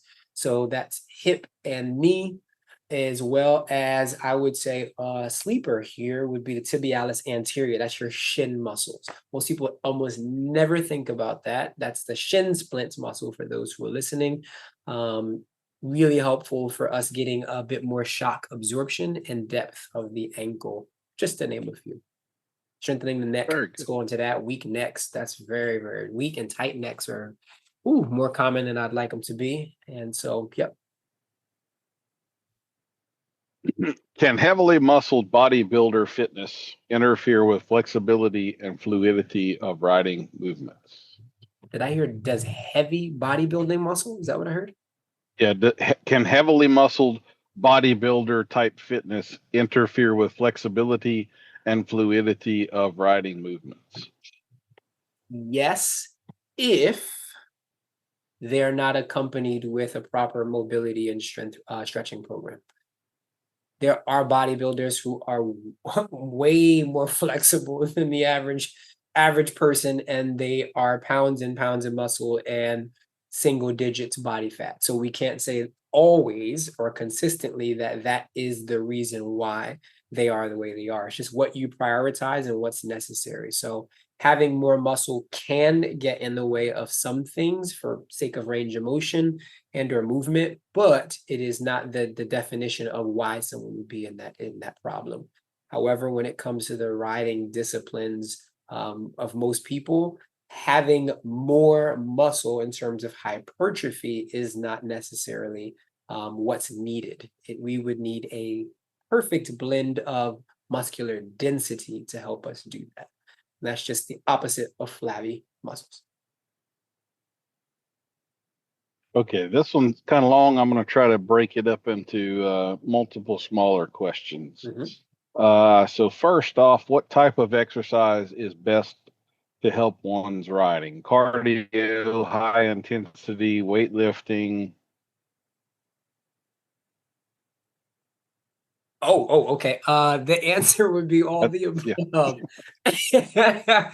The answer is all the above, and that might sound daunting, but that's why we have the 4 pillars: stability, suppleness, strength, and stamina. Strength is muscular endurance, strength is power, strength is all of those different things, and how we tie those in together is where the importance comes in. So we can't prioritize stamina before prioritizing stability. So if you're not stable, you can't truly become more, you can't increase stamina for the long term, only short term. So you need them all. Is there anything you would prioritize? So like I'm thinking of the Yes. practice doesn't make perfect. Practice doesn't make perfect. Perfect practice makes perfect. So if we were working on strength with poor form, we're more likely to head toward an injury than we are toward stability or something like that. So where would you, we're going to start with this. Here's our foundation block. Stability, stabilizing the major joints of the body, stabilizing the shoulders, stabilizing the spine, stabilizing the hips, knees, and ankles. And that could be in either direction, whichever one you might want to start with. The feet are quite an important one that there's more research coming out about right now. I think we talked about it before. You wear zeros and I wear zeros as well. So strengthening our feet, making our ankles stronger, they lead to so many less problems, especially when it comes to our seat to toe gripping has been linked to pelvic floor tightening, which affects your seat if you're riding a horse or if you're riding a bike, so on and so on. So stabilizing these areas is what's absolutely first before moving into suppleness, strengthen, and going on. So you can't go out of order if you don't want to get hurt. Is that simple enough? So I'm going to take a little departure here since you mentioned zeros. So I'll say what he's talking about there for those of you that might know is zero shoes. So they have no lift in the heel, very thin sole, and an extra wide toe box so that your toes can spread out and your foot functions more like it naturally would. You could really feel the ground underneath.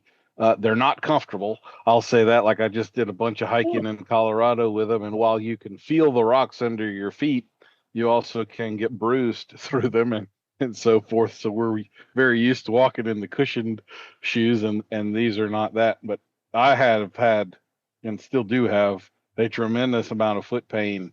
And I really think a lot of it has to do with all those years in cowboy boots and your toes being crammed together and all of that stuff. And now I'm paying the price and trying to re-strengthen and get my feet flexible. And I could say I've made some progress there. But so anyway, I just wanted to clarify that. How long have you been wearing the shoes? Probably about a Have you year. gone barefoot? Okay.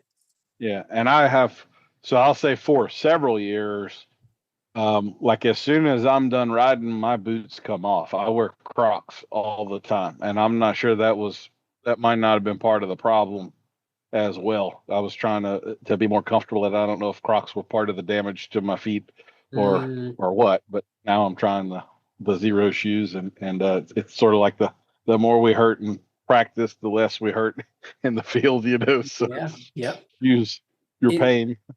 it's weird because what you were just saying about improper footwear is something that I've started the conversation on somewhat recently. Just talking about that because it does affect so many aspects of our life, and I know riders personally who wore improper footwear and it led to nerve damage, and that absolutely affects their ride. And it's really painful because now they can't get those things back because they were wearing boots and shoes that were way too small or tight on their feet to the point where there's deformities that take place. And she's far from the only one in that situation. But also, just if we have to think about it, um, there are tons of nerve endings in our feet, especially the bottom. That is what gives us the sensory feedback to sense to our brain. If our brain's not getting that, if our brain is has a congested highway, let's go into it that way, where there's traffic on there, it's not going to reach the destination as fast, and it cannot return and respond either. So that's just one area of the body that I'm really interested in talking more about. And then, as you were just saying, as you were going on your hike, they now make boots. It's expanding a lot more. They're getting a bit more stylish too, depending on what people consider stylish. I don't care nearly as much, but I just want to be in a more comfortable space as often as I can. So my cowboy boots are square toes, which is way better than the point toe. Oh my goodness, big difference. So yeah. I really wish I'm looking forward to the day when I wind up with a connection with one of these companies because they need a wider toe box riding boot.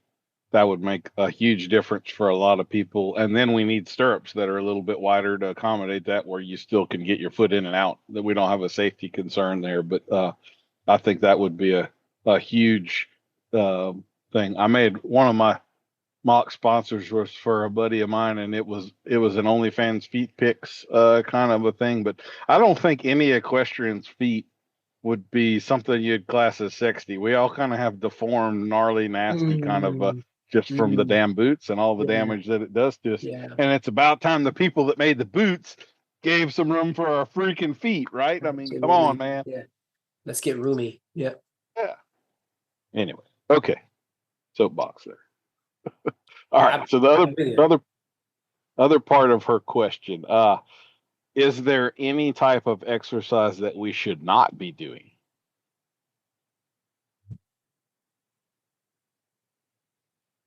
Oh, I've actually never been asked this question before. Interestingly enough, is there any type of exercise we should not be doing?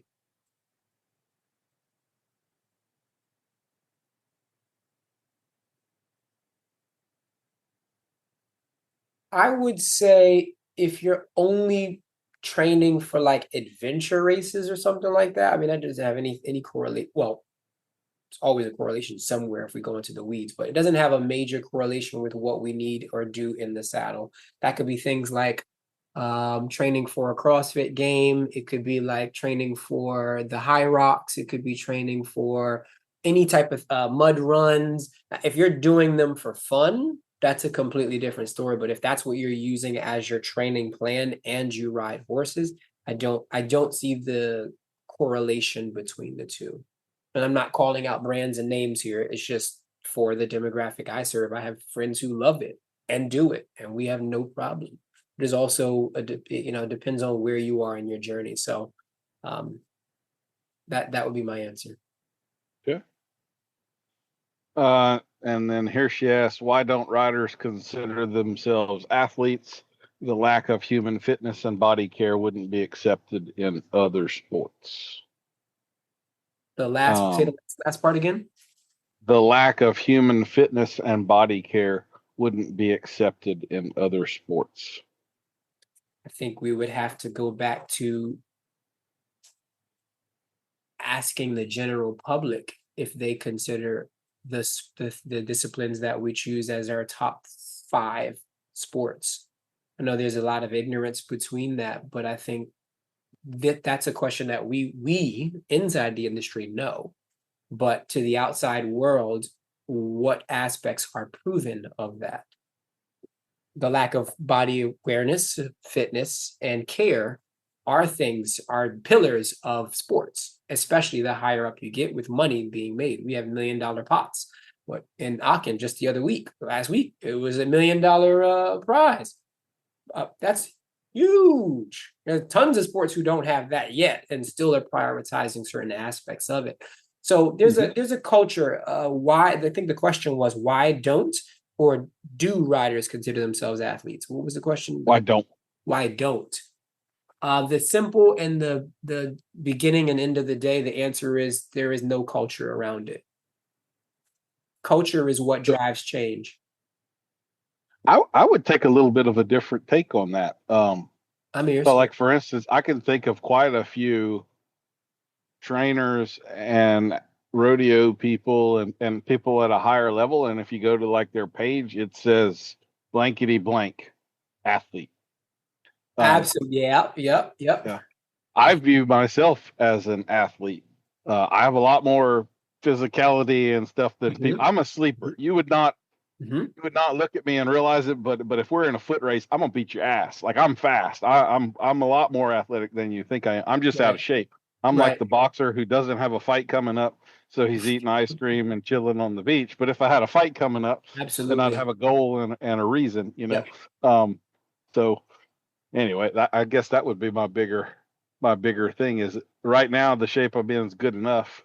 I don't have a something coming up that I have to be in anyway. And then between travel and airport food and all those things, it's hard to it is. You know. Cortisol levels are constantly trying to find a balance. Yeah, that's very common with most riders, even if they're not traveling from state to state like you are. It could be competitions, it could be coming to and from the barn on a daily basis under time duress. It could be a lot of different things, but the cortisol levels that riders have, that hasn't been studied, so we'll say that, but they're constantly in a state of stress. And so I think when we go into, like you were saying, you see a lot of different pages where they are saying whatever discipline athlete. I think I've asked a couple of different eventers, and I said, if someone was to randomly run into you at a grocery store and you were, hitting it off or whatever it is, and they ask you what you did for work, what would you say? And the answer never came up as I'm an athlete, professional athlete. Now that's just polling a couple people. But I go back to, in order for us at all the levels to work towards building athletic components and for us to see it more, we need for the culture to change. In order for the culture to change, you have to be in places where you see certain things. You have to be online where you exhibit those things. And you also have to go to places where that's inevitable. At every top show for tennis, they have a fitness facility attached to it. In every basketball arena, we don't have to go into that. At most of our top facilities here, and while they're different for various reasons because of geography and such, we won't find a fitness facility or at least even tools for us to just get our body primed for what it is. You can't bring a trainer in and have them say, hey, I'm going to work with just 2 or 3 people for this day.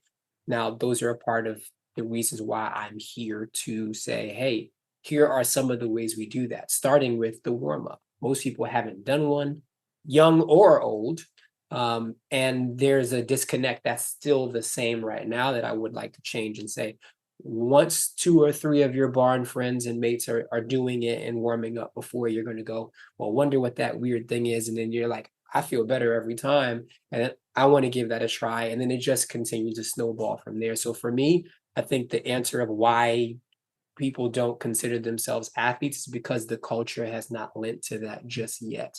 While it is going in that direction and a lot faster, I also would like to see more of our top riders not just say what they do, but show what they do, similar to our LeBrons and our Venuses and our Tigers and now Rory's. Let's just take Rory, right? Because he's a different generation that came up under Tiger, Rory McIlroy, who's also doing, training and performance coaching and things of that sort. It's just different. So that has taken time to change, and it will take time to change in our own industry. But guess what? There are now people out there who are working towards making that change possible for more people.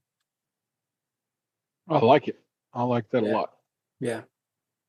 And then she goes on to say that she did spend the last 4 months with a personal trainer, fixing some imbalances that she had from lingering from being sick, and it was the last of what she needed to be cleared up. She can't believe the difference in her riding, and she's now addicted to seeing what she can do off the horse that will help when on the horse. So that's amazing to hear. Thank you for that. Yeah. Thank you for your questions and your testimonial there. It means a lot. Definitely. Okay, so another question. If someone can't quite mount their horse from the ground, are there any specific exercises to help with this? So the short rider, tall stirrup syndrome, I guess. Tall stirrup, short rider. I think inevitably they're probably going to need a surgery to help them get a little. No, I'm not tall either, but there's a few different things, and I'm actually in the process of putting something together about how to properly mount and what muscles and things are necessary to do that. But in short, it would be to have spinal flexion of the low back. You need the ability to get your knee up above your waistline. So that's hip flexor, quad strength. You also need natural range of motion through your mid back in order for you to round your back to get up there. And then you need strength of your arms, especially if you're short. I don't know how short you are to how tall your horse is. That could be relative to help you get up there. But the short fix to that, or probably it's a bad pun.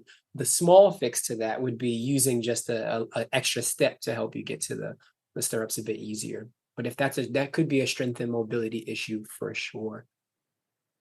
Yeah, that I have to be honest, from like the horse perspective, my thought is get a mounting block or a log or the side of because as you struggle to climb up there, you're putting an awful lot of stress on your horse's back too. So that's not just yeah. Okay. Let's see. Best stretches for recovering from a long ride and best warm-up exercises for riders, especially for hips. They feel like their hips are tight. So do you have do these 5 things or anything like that? Absolutely. For one, I just shot those videos yesterday that will go live in the next month, hopefully. So look out for that. And then number 2 would be absolutely for a long ride. You're going to need inner thigh relief. You're going to need hamstring relief. You may need quad relief as well as low back relief, as you probably keep hearing the same muscles coming up over and over again. Yep. So mobilizing the spine will really help. Let's go cat-cow for that. That's easily Googleable. It's a yoga pose as well. A wide leg seated straddle is another one that you can easily do. For the hamstring, crossing the ankles and reaching forward. Another one, a favorite of mine, you'll see in the videos called Lord of the Fishes. And that is not the yoga official name for it, but that is what it's called. So you type in Lord of the Fishes and you will definitely see what I'm talking about. And that'll get your spinal mobility. It'll stretch the glute. It'll also stretch a bit of the chest and maybe the upper back as well. So those are 3 or 4 different movements that are important that not only work on some of the hip mobility, but also some of the musculature that's tight during that. Okay. I'm going to throw in there I'm bad about not stretching after rides and stuff, but like airplanes kill me. So I get back to the hotel and I do a pretty decent job of stretching out. I really like the carpet walk, squeezing with your toes type of thing and all of that. That helps release. Carpet walk. Yeah, so like you can put a towel down and you grab Yes. with your toes and pull it back Yep. and so you're just like a cat sharpened in their claws or something, just Mhm. contracting your toes and Yep. releasing tension in your feet. That's what I use this ball for, actually, the spiky ball. So I roll Uh-huh. my feet on this. I start every Yep. morning. Not only is it neurologically helpful, but it helps to mobilize some of my toes on a normal basis. So this right here, little Amazon spiky ball, don't get anything with too big of a spike because then it'll start to hurt and you don't want that. But it is something that you can push and dig into to some extent as well. So add that to your toe walk curl So towel thing. I use a tennis ball. Is the spiky ball better than the tennis ball or? The spiky ball is different. My tennis ball is not, my ball is not down here right now, but I would say a peanut ball. It's like if you just type in a peanut, you'll see that, and that's even better than a tennis ball. One, it doesn't roll away from you ever, no matter what surface you're on, because it has a little bit of a grip to it. And then two, you're able to invert and evert your feet inside of it on that track that you might want it to be. So you can really kind of dig in to some of those tender parts there. But tennis ball is great for if you're on carpet and you don't have to worry about going too far. But I never go anywhere. I almost never leave the house without my peanut. And I always have this on me as well, just for temporary relief or to help me feel good. Okay. Do you have anything specific for hip mobility? So we talked about like the psoas or a hip flexor. Um, could you give us something for that, or internal or external rotation or something like 90-90s? Do you like that kind of stuff? Or I do like 90-90s. You were asking all the right questions the day after I shot these videos, which is great. okay. Well, look, this won't come out for like a month, so we may Oh, be okay, able to. okay. Yeah. So we could link That, that to that. Yeah. Yeah, we're setting up a YouTube channel right now. So we're finally going to be talking to the issues that riders have been having over quite a few years that I've been doing this. So to give you a quick answer to that, and I think maybe even I could share a video or two just temporarily until that may come out officially.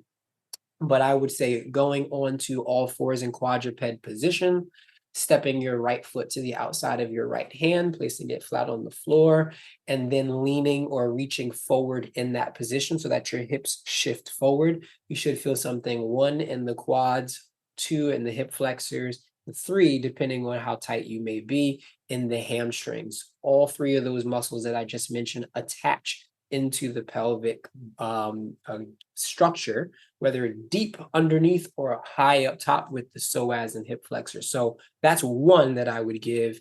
Another one is a wide leg rock back. So you're still on all fours. You extend your right leg out or left leg, depending on which one it is, out wide so that you're on the end step of your foot. Your toes are your outstep, the outside of your foot will be reached up towards the ceiling. And then you just rock your hips forward and backwards. And you should feel quite a bit of a relief through the inner thighs as well as mobilizing the hips. Fire hydrants, you can almost never go wrong with that one for building hip mobility. Those are called hip CARs. CAR is in all caps and S is in the lowercase, and that stands for controlled articulation range, something of that sort. Either way, it's Googleable. But hip CARs, there are also shoulder CARs, there are spinal CARs, there are ankle CARs that you can do. And that came out of the physical therapy world of helping people mobilize through full range of motion through their joints. Wrist CARs, yep. okay. So those three, I gave two or three examples for the hip mobility. I think it was two or three. Okay. So I got a couple of questions on this, and this may be one of those, handle it like a baby kitten sort of questions, but pelvic floor exercises. Most riders are ladies, and ladies have kids, and kids wreck pelvic floors, and then we have all sorts of leaking problems and things like that. So how can one address that? I would start with, as crazy as this might sound, is strengthening and mobilizing your toes, your feet, your ankles. As I was just talking about before, the toe gripping thing links to the pelvic floor issues that most people have and leading to more tightness. So it's helpful to remember. We have to think about everything is connected, right? You just said it earlier with the lady who either had to pat or stroke one side of her head to help her with her mobility of the hamstrings and lower back to reach closer towards her toes. So I would say building into that, strengthening your feet without having to grip so much can really help that. Because most people walk quite a bit. And so we're thinking about 8,000 to 15,000 steps on a day. And if you're toe gripping for each and every one of those steps, it's going to lead to even tighter pelvic floor musculature. So if I give you happy baby, which is an excellent one, laying down on your back, hooking or grabbing your feet and pulling your knees closer towards the floor, that's going to help to stretch that area. If we talk about articulating bridges where you're laying down on your back and you're trying to roll one spinal process off the floor at a time and then lowering back down in the opposition, those are helpful for strengthening your pelvic floor. But sometimes and oftentimes it's not really a strengthening issue first. It's a relaxation issue, it's a stabilizing issue, and then it's a strength issue. So, or a strength progression. So that's really, to answer that question, that's a pelvic floor therapist answer. That would be better to answer that question. But for me, where I sit, obviously having that conversation as well. And I believe I also started that conversation on one of the panels or anything that I was on. That is where I would start. That's where I would start. Take care of your feet, strengthen that part of your body, because it links to a lot more than we think. Okay. And then our final question, best exercises for developing a more independent seat.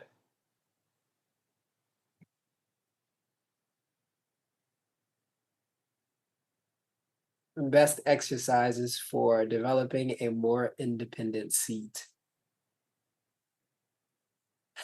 I feel like this one's always like a clickbaity question, even though it's not. It just feels that way because it's not singular, right? So independence is holistic rather than intrinsic to one area. It's tough to have independence of the seat if you have a mid-back mobility issue, or if you have a neck issue. It's tough because those things literally have an effect on how your pelvis and how your spine moves.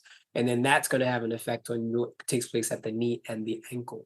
So helping that part of your body, your neck, can we get your neck into alignment? Is it strong enough? Does it have the mobility to move in multiple directions without your body tipping forward? Can you do that with your eyes closed?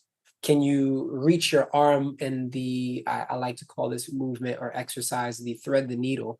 Can you stay stable on that one arm in quadruped position while lifting and rotating up towards the ceiling? Or is there really a blockage or like a stopping point that's bothering you? Because then what I've seen historically is people shift their hips in order to help them get more of that mobility. And that's problematic when it comes to how we improve our seat if we don't have the ability to do that, and vice versa. In all of my assessments, I always test for that independence from the spine and the hips. So if we can't move the hips and keep stabilize the spine and the shoulders, then it's going to almost always be the same thing in opposition. So answering that question with actual movement, I would say sitting with the bottoms of the feet together and the knees out wide. See how much range of motion and mobility you may have through that area. Number 2 would be laying down on your back. Feet are about hip width apart, flat on the floor, bringing the knees together. How's your internal rotation? And then taking that to step 3 in that same supine position on your back, widening the feet even more and taking both knees all the way towards the left direction as far as your body will allow, which is a modified 90-90, coming back to center and doing the same thing on the opposite side. All 3 of those are helpful for testing the internal-external rotation, which will absolutely affect the ability for you to have a deep and or stable seat. So would you say just in general, it would very much behoove most riders, especially if they're a little more serious about this, to go have a session with a personal trainer and learn some of these things about their body that they have a week right leg, or less rotation in their left hip, or whatever? Definitely. I think you also have to remember that the personal trainer, the fitness coach, the performance individual that you're meeting with, um, has a liking or has an understanding of the certain nuances of what you're looking to improve or looking to advance. And I think someone who can take you through an assessment is going to be very valuable in that. While I do most of mine online and digitally and have for years, I also do some of that in person, depending on where I'm located at the time. So yes, definitely advantageous to talk to someone and have someone help you with the areas that you feel are inhibited or could be improved. So what does, so you do these, I don't know, I do a lot of virtual lessons, and we're kind of Oh, using like I didn't know Zoom or that. something like that. Yeah, so we have sort of the camera, and I can watch you and talk to you in real time. Is that sort of same methodology that you're using there? It's a similar methodology. As of recent, I've been interested in getting back into the live component of Zoom sessions with people, whether individual or online or in a semi-group session. But most of the time, I have a coaching call with someone or I have an initial call with someone. They tell me what their things that they're interested in doing is, okay, this is what I want to achieve by this time. Here's the issues that I'm having. After that, we go into an online assessment similar to how you and I are meeting right now. And once we do that, I take them through a head to toe analysis of different movements. And then after that, I create a program for them that's based on those 4 pillars in my specific program that say, here's what we need to work on in month 1, month 2, and month 3, which are all called jumps. So after that time frame of that 12-week, 3-month process, we reassess at the end to see where your progress has taken place, and we do that all over again. Now, that program is given to each individual through an online app where they're able to see exactly what they should be doing, reps, sets, and exercises, who are all me, of course, my shining face, each and every day that they need to do their program. And that's customized to where the person is. So that's the main way that I work with people. And then the second way is a one-to-many subscription style model for those who are probably at the late beginner, intermediate level, and advanced. So I wouldn't say that would be the option for someone who is just starting off for the one-to-many subscription style model. But all the others I can customize, and I do customize this sort of journey to where they need to be so that they can reach a goal in a specific time frame. Say, I want to improve my independence and I have a really tight left hip and I have a tight rotation to the right side. Okay, let's get that more centered and aligned so that you can say, oh my goodness, now my horse is cantering even better because I now no longer have to worry about this thing bothering me. One question I didn't get that I was a little surprised on, and I don't know about the demographic that you work with. Yeah. The vast majority of the people that I work with are probably 50 plus. Okay. And Yep. so age factors in there. It A does. 72-year-old may be going, hey, I don't really feel like the athletic world and me balancing and all of that is for me anymore. What would you have to say to that person? Are they kind of past the point of benefit, or absolutely not? They're prime and ready to go for the idea of who I like to work with. I've had quite a few work with 80-year-olds, work with 70-year-olds, and work with 60-year-olds often. So obviously 50s and 40s and younger are also mentioned in that number scale. So no, the cool thing that I learned at the beginning of my training and fitness and wellness journey was, do not treat anyone like the age that they are. You treat them like the ability that they have.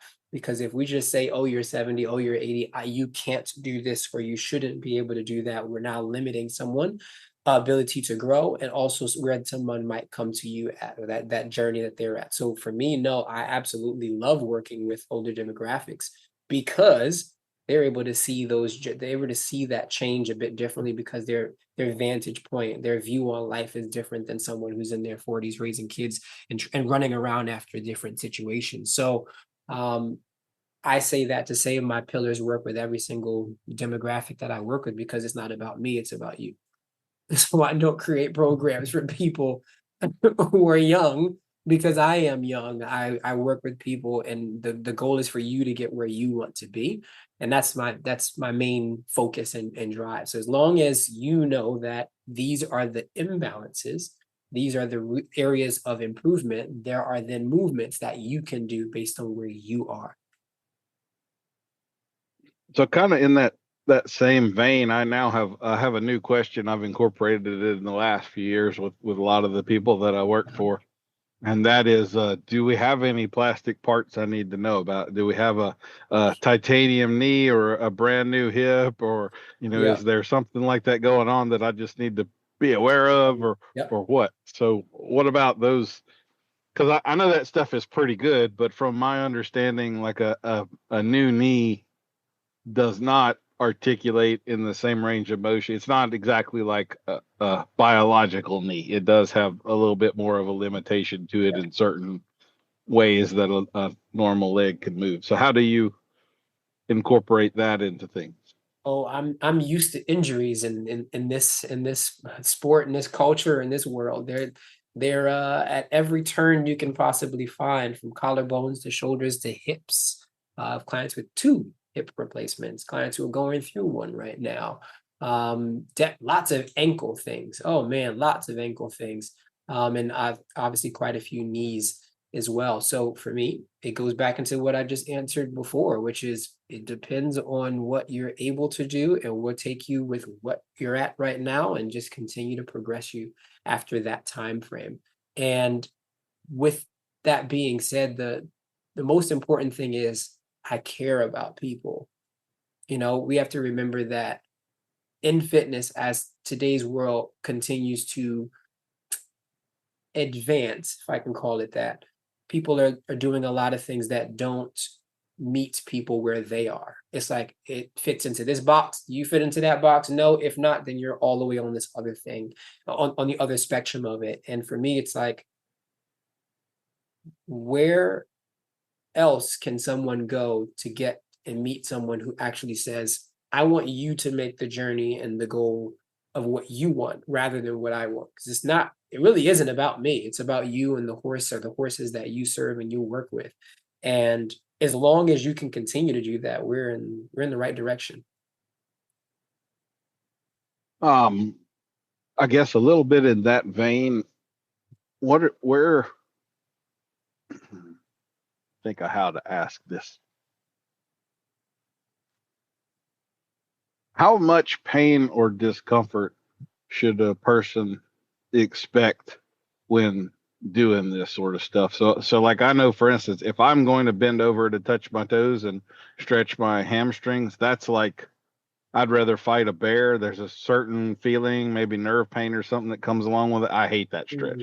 I would rather do anything else. We all have kind of our things we prefer and things that we don't. So is it always wrong if something is uncomfortable, or should we push through, or is it a 2 out of 10 is okay, but a 3 out of 10 is not, or how does that work? Like, I also like in this, I had a horse wreck, pretty bad one, when I was younger, and I had to go through physical rehab, and the rehab was way worse than the horse wreck. Like, that dude did nothing but hurt me for an hour every time I went and saw him. So obviously he didn't think pain was a problem, and it was a necessary part of the rehabilitation process. So where's that line? What should we be looking for in terms of tolerable discomfort and when it turns south?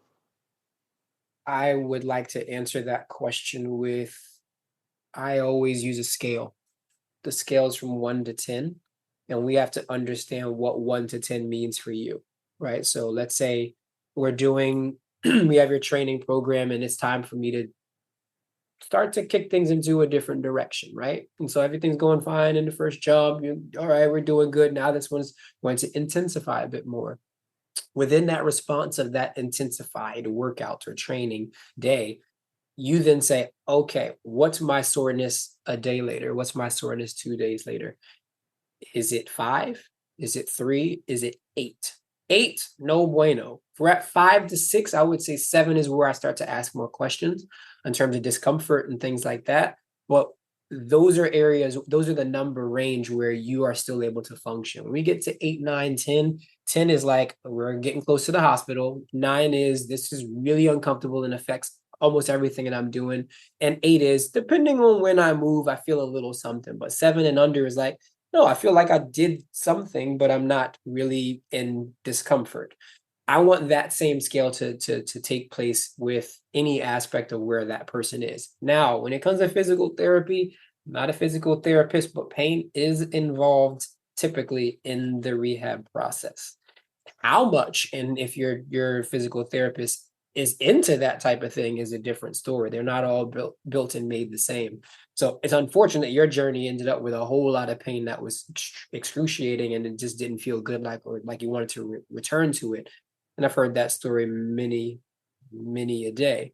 But for me, it's anywhere between 5 to 7 at the latest that I would like someone to feel like there's a discomfort, but I'm okay. I'm good. Okay. And then in terms of intensity, so let's say you mentioned earlier, just do small things, but like what's a reasonable, I want to start working out 2 hours a day is probably more than I should jump right into the pool with. So like, what's the, is there a rule of thumb there to follow? Should we do like before strength training? I'd rather you stretch for a month and then add this in or any kinds of general rules of thumb there. I like that especially the last part that you just said. Do I start off with a stretching or mobility program before going into the strength training? I would say no, unless this person is extremely tight and has quite a few different medical issues that I may need to obviously know about in that case. But for the average person, strength training takes place at all different levels. Going back to what we talked about a little earlier with the continuum of starting small, right? It could be day one, the person is doing a single leg balance for 5 to 8 seconds if they can handle that. A lot of people might be 3 seconds. That just depends on where you are. That is strength training still. Then it could be a countertop plank and or a push-up. That'd be your only workout. That's your workout for the day. You're like, wait, that's it? Yes, because that's what you can handle, right? So we have to assess what you can handle before we start to advance you from there. It could also be that you want to improve more range of motion of the shoulders and we put you into a kneeling plank first. And then after the kneeling plank, we move you into a kneeling push-up for whatever range of motion you can give, right? So we're stabilizing by holding that position and then moving into the active range of motion. So the intensity changes based on where you're at, and that's really the rule of thumb is don't overdo it. If we're looking for a simple one-liner, don't overdo it. Start small, be consistent in that, and then with that consistency, you'll see your body naturally will reward you with more. You'll find that, oh, I can do 8 reps, and you'll do it. It might even oftentimes it tricks us into doing more. And it'll help us, we'll forget the rep that we're on. And it's just like because you could handle more. And I've seen it time and time again. So start small, work up from there, and the intensity of that is based on what your body can adhere to. In terms of, because I would say this space that you're in general, obviously the equine fitness coach is a little more niche, but there's a lot of fitness gurus out there nowadays, and it seems like there's a like an Instagram challenge for most ridiculous rubber bands and a chain on a bar while I'm on a ball, and I'm it's like we're compounding everything you can imagine. Yeah. So would there be any kind of red flags out there? Like is it, hey, push-ups still work? Simple is okay, and classics are so what would you advise us to maybe watch out for in terms of charlatans or BS out there? This is good. There's a lot of that, as you just explained, and it continues to grow faster and faster and end up on our For You pages of whatever timeline or feed that you're on. So if it looks absolutely ridiculous, it is. Let's not discount the entertainment factor because we're used to the entertainment factor of social media. If it looks like what, it probably is. If it looks like holy smokes, probably is. And that's to say, as you just mentioned, and as I've said multiple times this during our conversation, simplicity is the ultimate sophistication. Do you want to be entertained with your training program and your workout, or do you want to reach another goal of sorts? Do you want to communicate better with your horse? Do you want to feel as if you're more stable and your core is actually able to engage and you're able to breathe better while doing whatever you're asked to do or whatever you need to do?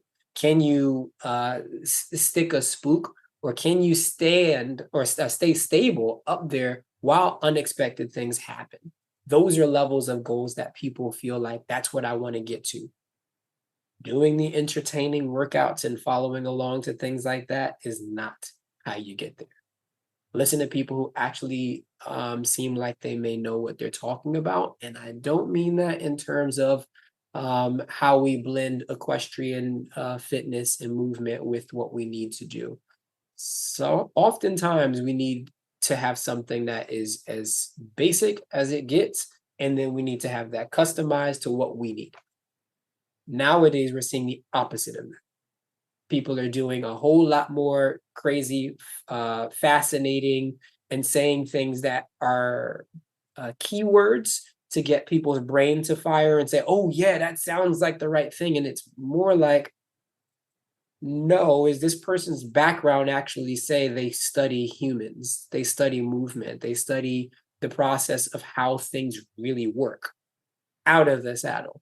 And then after that, it goes into, can these two things relate to each other?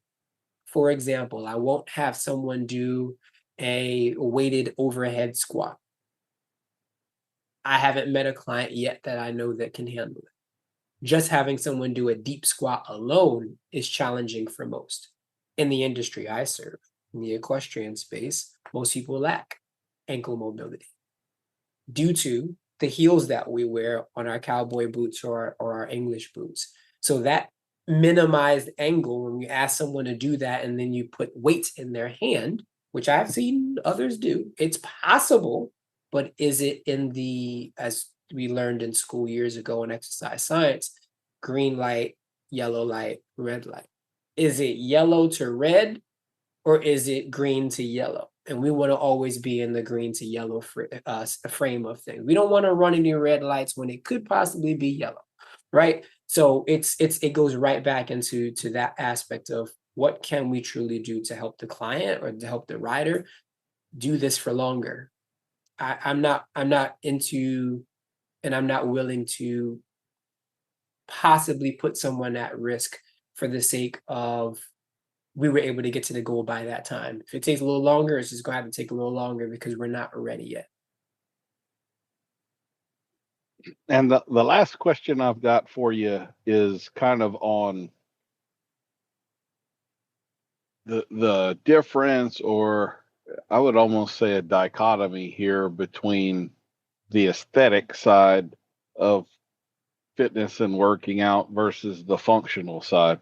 So what I mean by that, like there are a few guys that I follow that they don't look like much. If you passed them on the street, you would not, nothing would, you wouldn't go, this is a bodybuilder or whatever, but they can do some incredible shit, like absolutely ridiculous flexibility and feats of strength, and mostly in the calisthenics sort of side of things and all.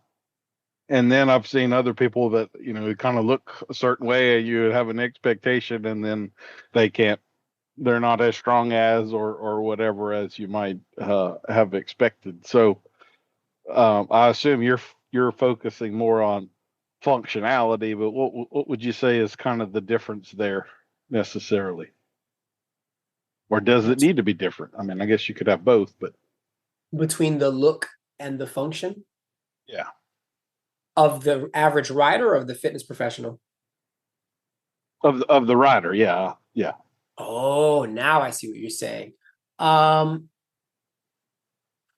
I'm not really into the look as much. I don't really care if somebody looks a type of way. I care about if they're on their journey towards being better. So oftentimes we say things about riders who may be overweight, or people say things about riders who may be overweight, but haven't seen them in the saddle, but haven't seen certain things, or don't know that they're actually taking the steps to be better. But you're seeing this one picture and just go, what you're being bad for your horse, or you're doing all the things that we've probably heard in the chatters before. And it's just like, if you have a conversation with that person, they say, oh yeah, I do. I have a nutritionist. I've been working with them. Or yeah, I actually am training right now. Or yes, I have been taking these precautions. I changed trainers because they did not believe in X, Y, and Z. It's, for me, it goes into, what are you doing on your journey? And before we pass judgment, can we actually have that conversation? So I don't typically like to expect something of someone when I don't know or haven't had a conversation with them to say, you should be able to do this or you shouldn't be able to do that. Because it works the same way for the other different body type or person that may come in and show that they're able to do something. And then you actually see it. You're like, but I was expecting this because you looked like this. Mm-hmm. Nope. My statement is, let's have that convo and let's see where you are in your journey. Yeah, I have I tell this story sometimes, and I'm sure I've said it on the podcast before, but like there are certain riders that are, even though they may be bigger, they're kind of like light in the saddle. Yep. Same way you might see them dance, and you think here's this big guy, and all of a sudden he's light as hell on his feet and just flinging around, and you're like, wow, I didn't figure he could How is move that like possible? that, right? Yeah. Right. So like when I was apprenticing, we hired a new loper, this young girl, and she's a little bitty thing, like 115-pound teenager. And I'm a decent sized guy and still was at that time. And so I probably outweigh her by 100 pounds. Okay. And we're riding some of the same horses.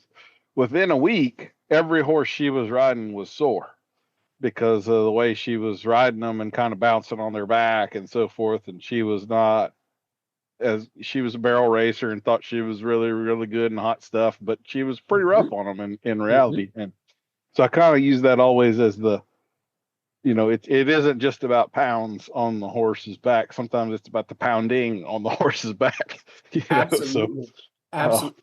I've learned that in so many different ways, hearing and seeing the conversation. That's really, really tough to be around, as you just said. And you just gave a great example of, I've seen that firsthand where I was doing better than this person and I had her beat by whatever it was in size. So how do we change the narrative of some of those things to really not pass judgment on each other before getting to the part where we can see what they're made of,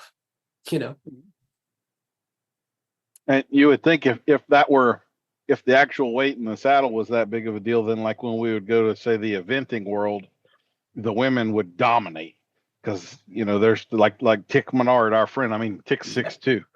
Yep. Tick is never going to weigh 125 pounds unless he's like on death's door with cancer or something like that. Like he's not an overweight guy, but he's a decent sized guy. I don't know, but he outweighs his wife by a chunk. You know what I'm saying? Right. So if the 40-pound difference was that big of a difference, we would see it, and the men could no way be competitive, but we don't actually see that. So I think people overweigh the weight sometimes. Oh, I like the way you said that. Overweigh the weight. Oh, that was good. That was good. Sophistication is simplicity. Yeah.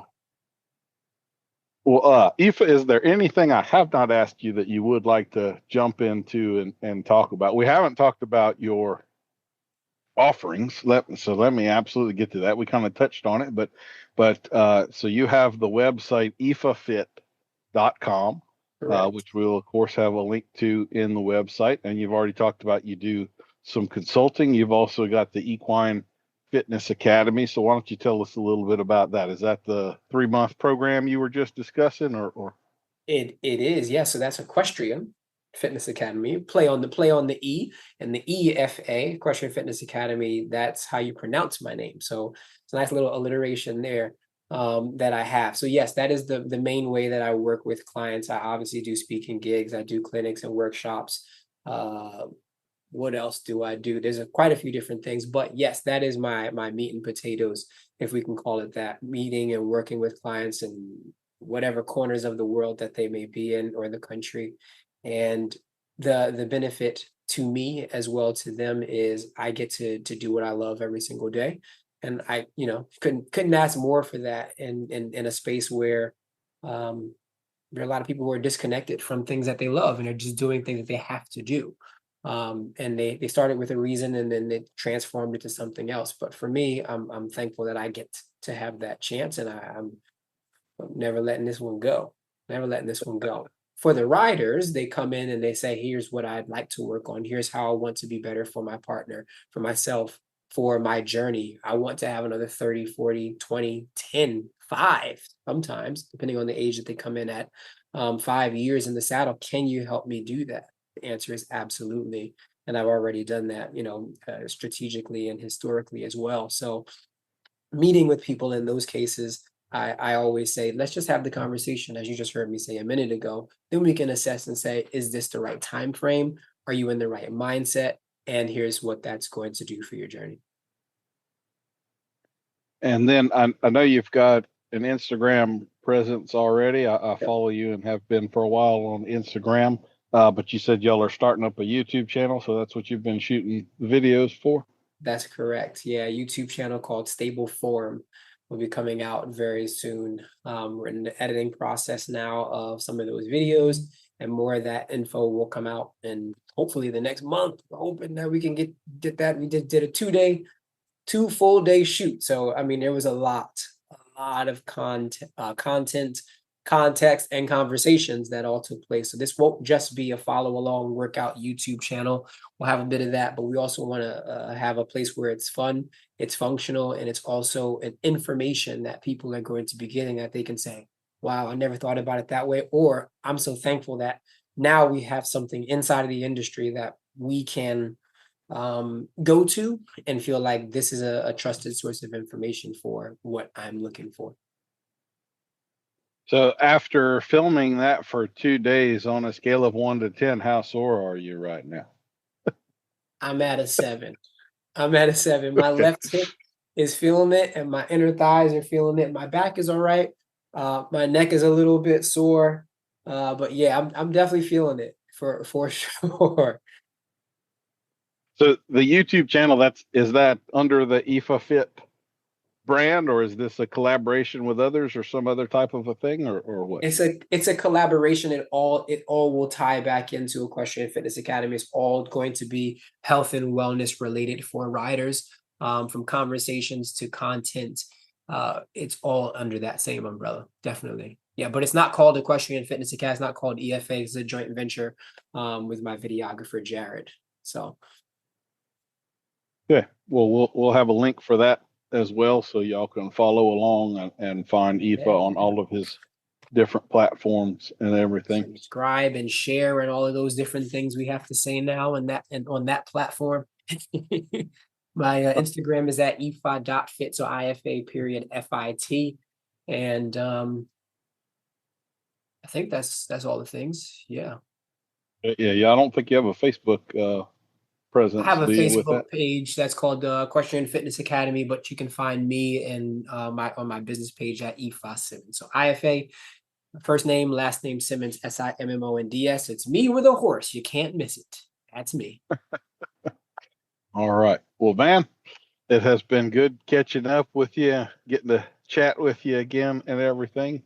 I certainly appreciate you taking the time and coming on here. And hopefully we helped out some people with that, and now they'll know where to find you and be able to get some good tips and some help and in better shape and better fitness for their horse and Absolutely. for longevity of the sport. Yeah, so they can continue to be better for themselves and their horses, as you just said. So that's the North Star.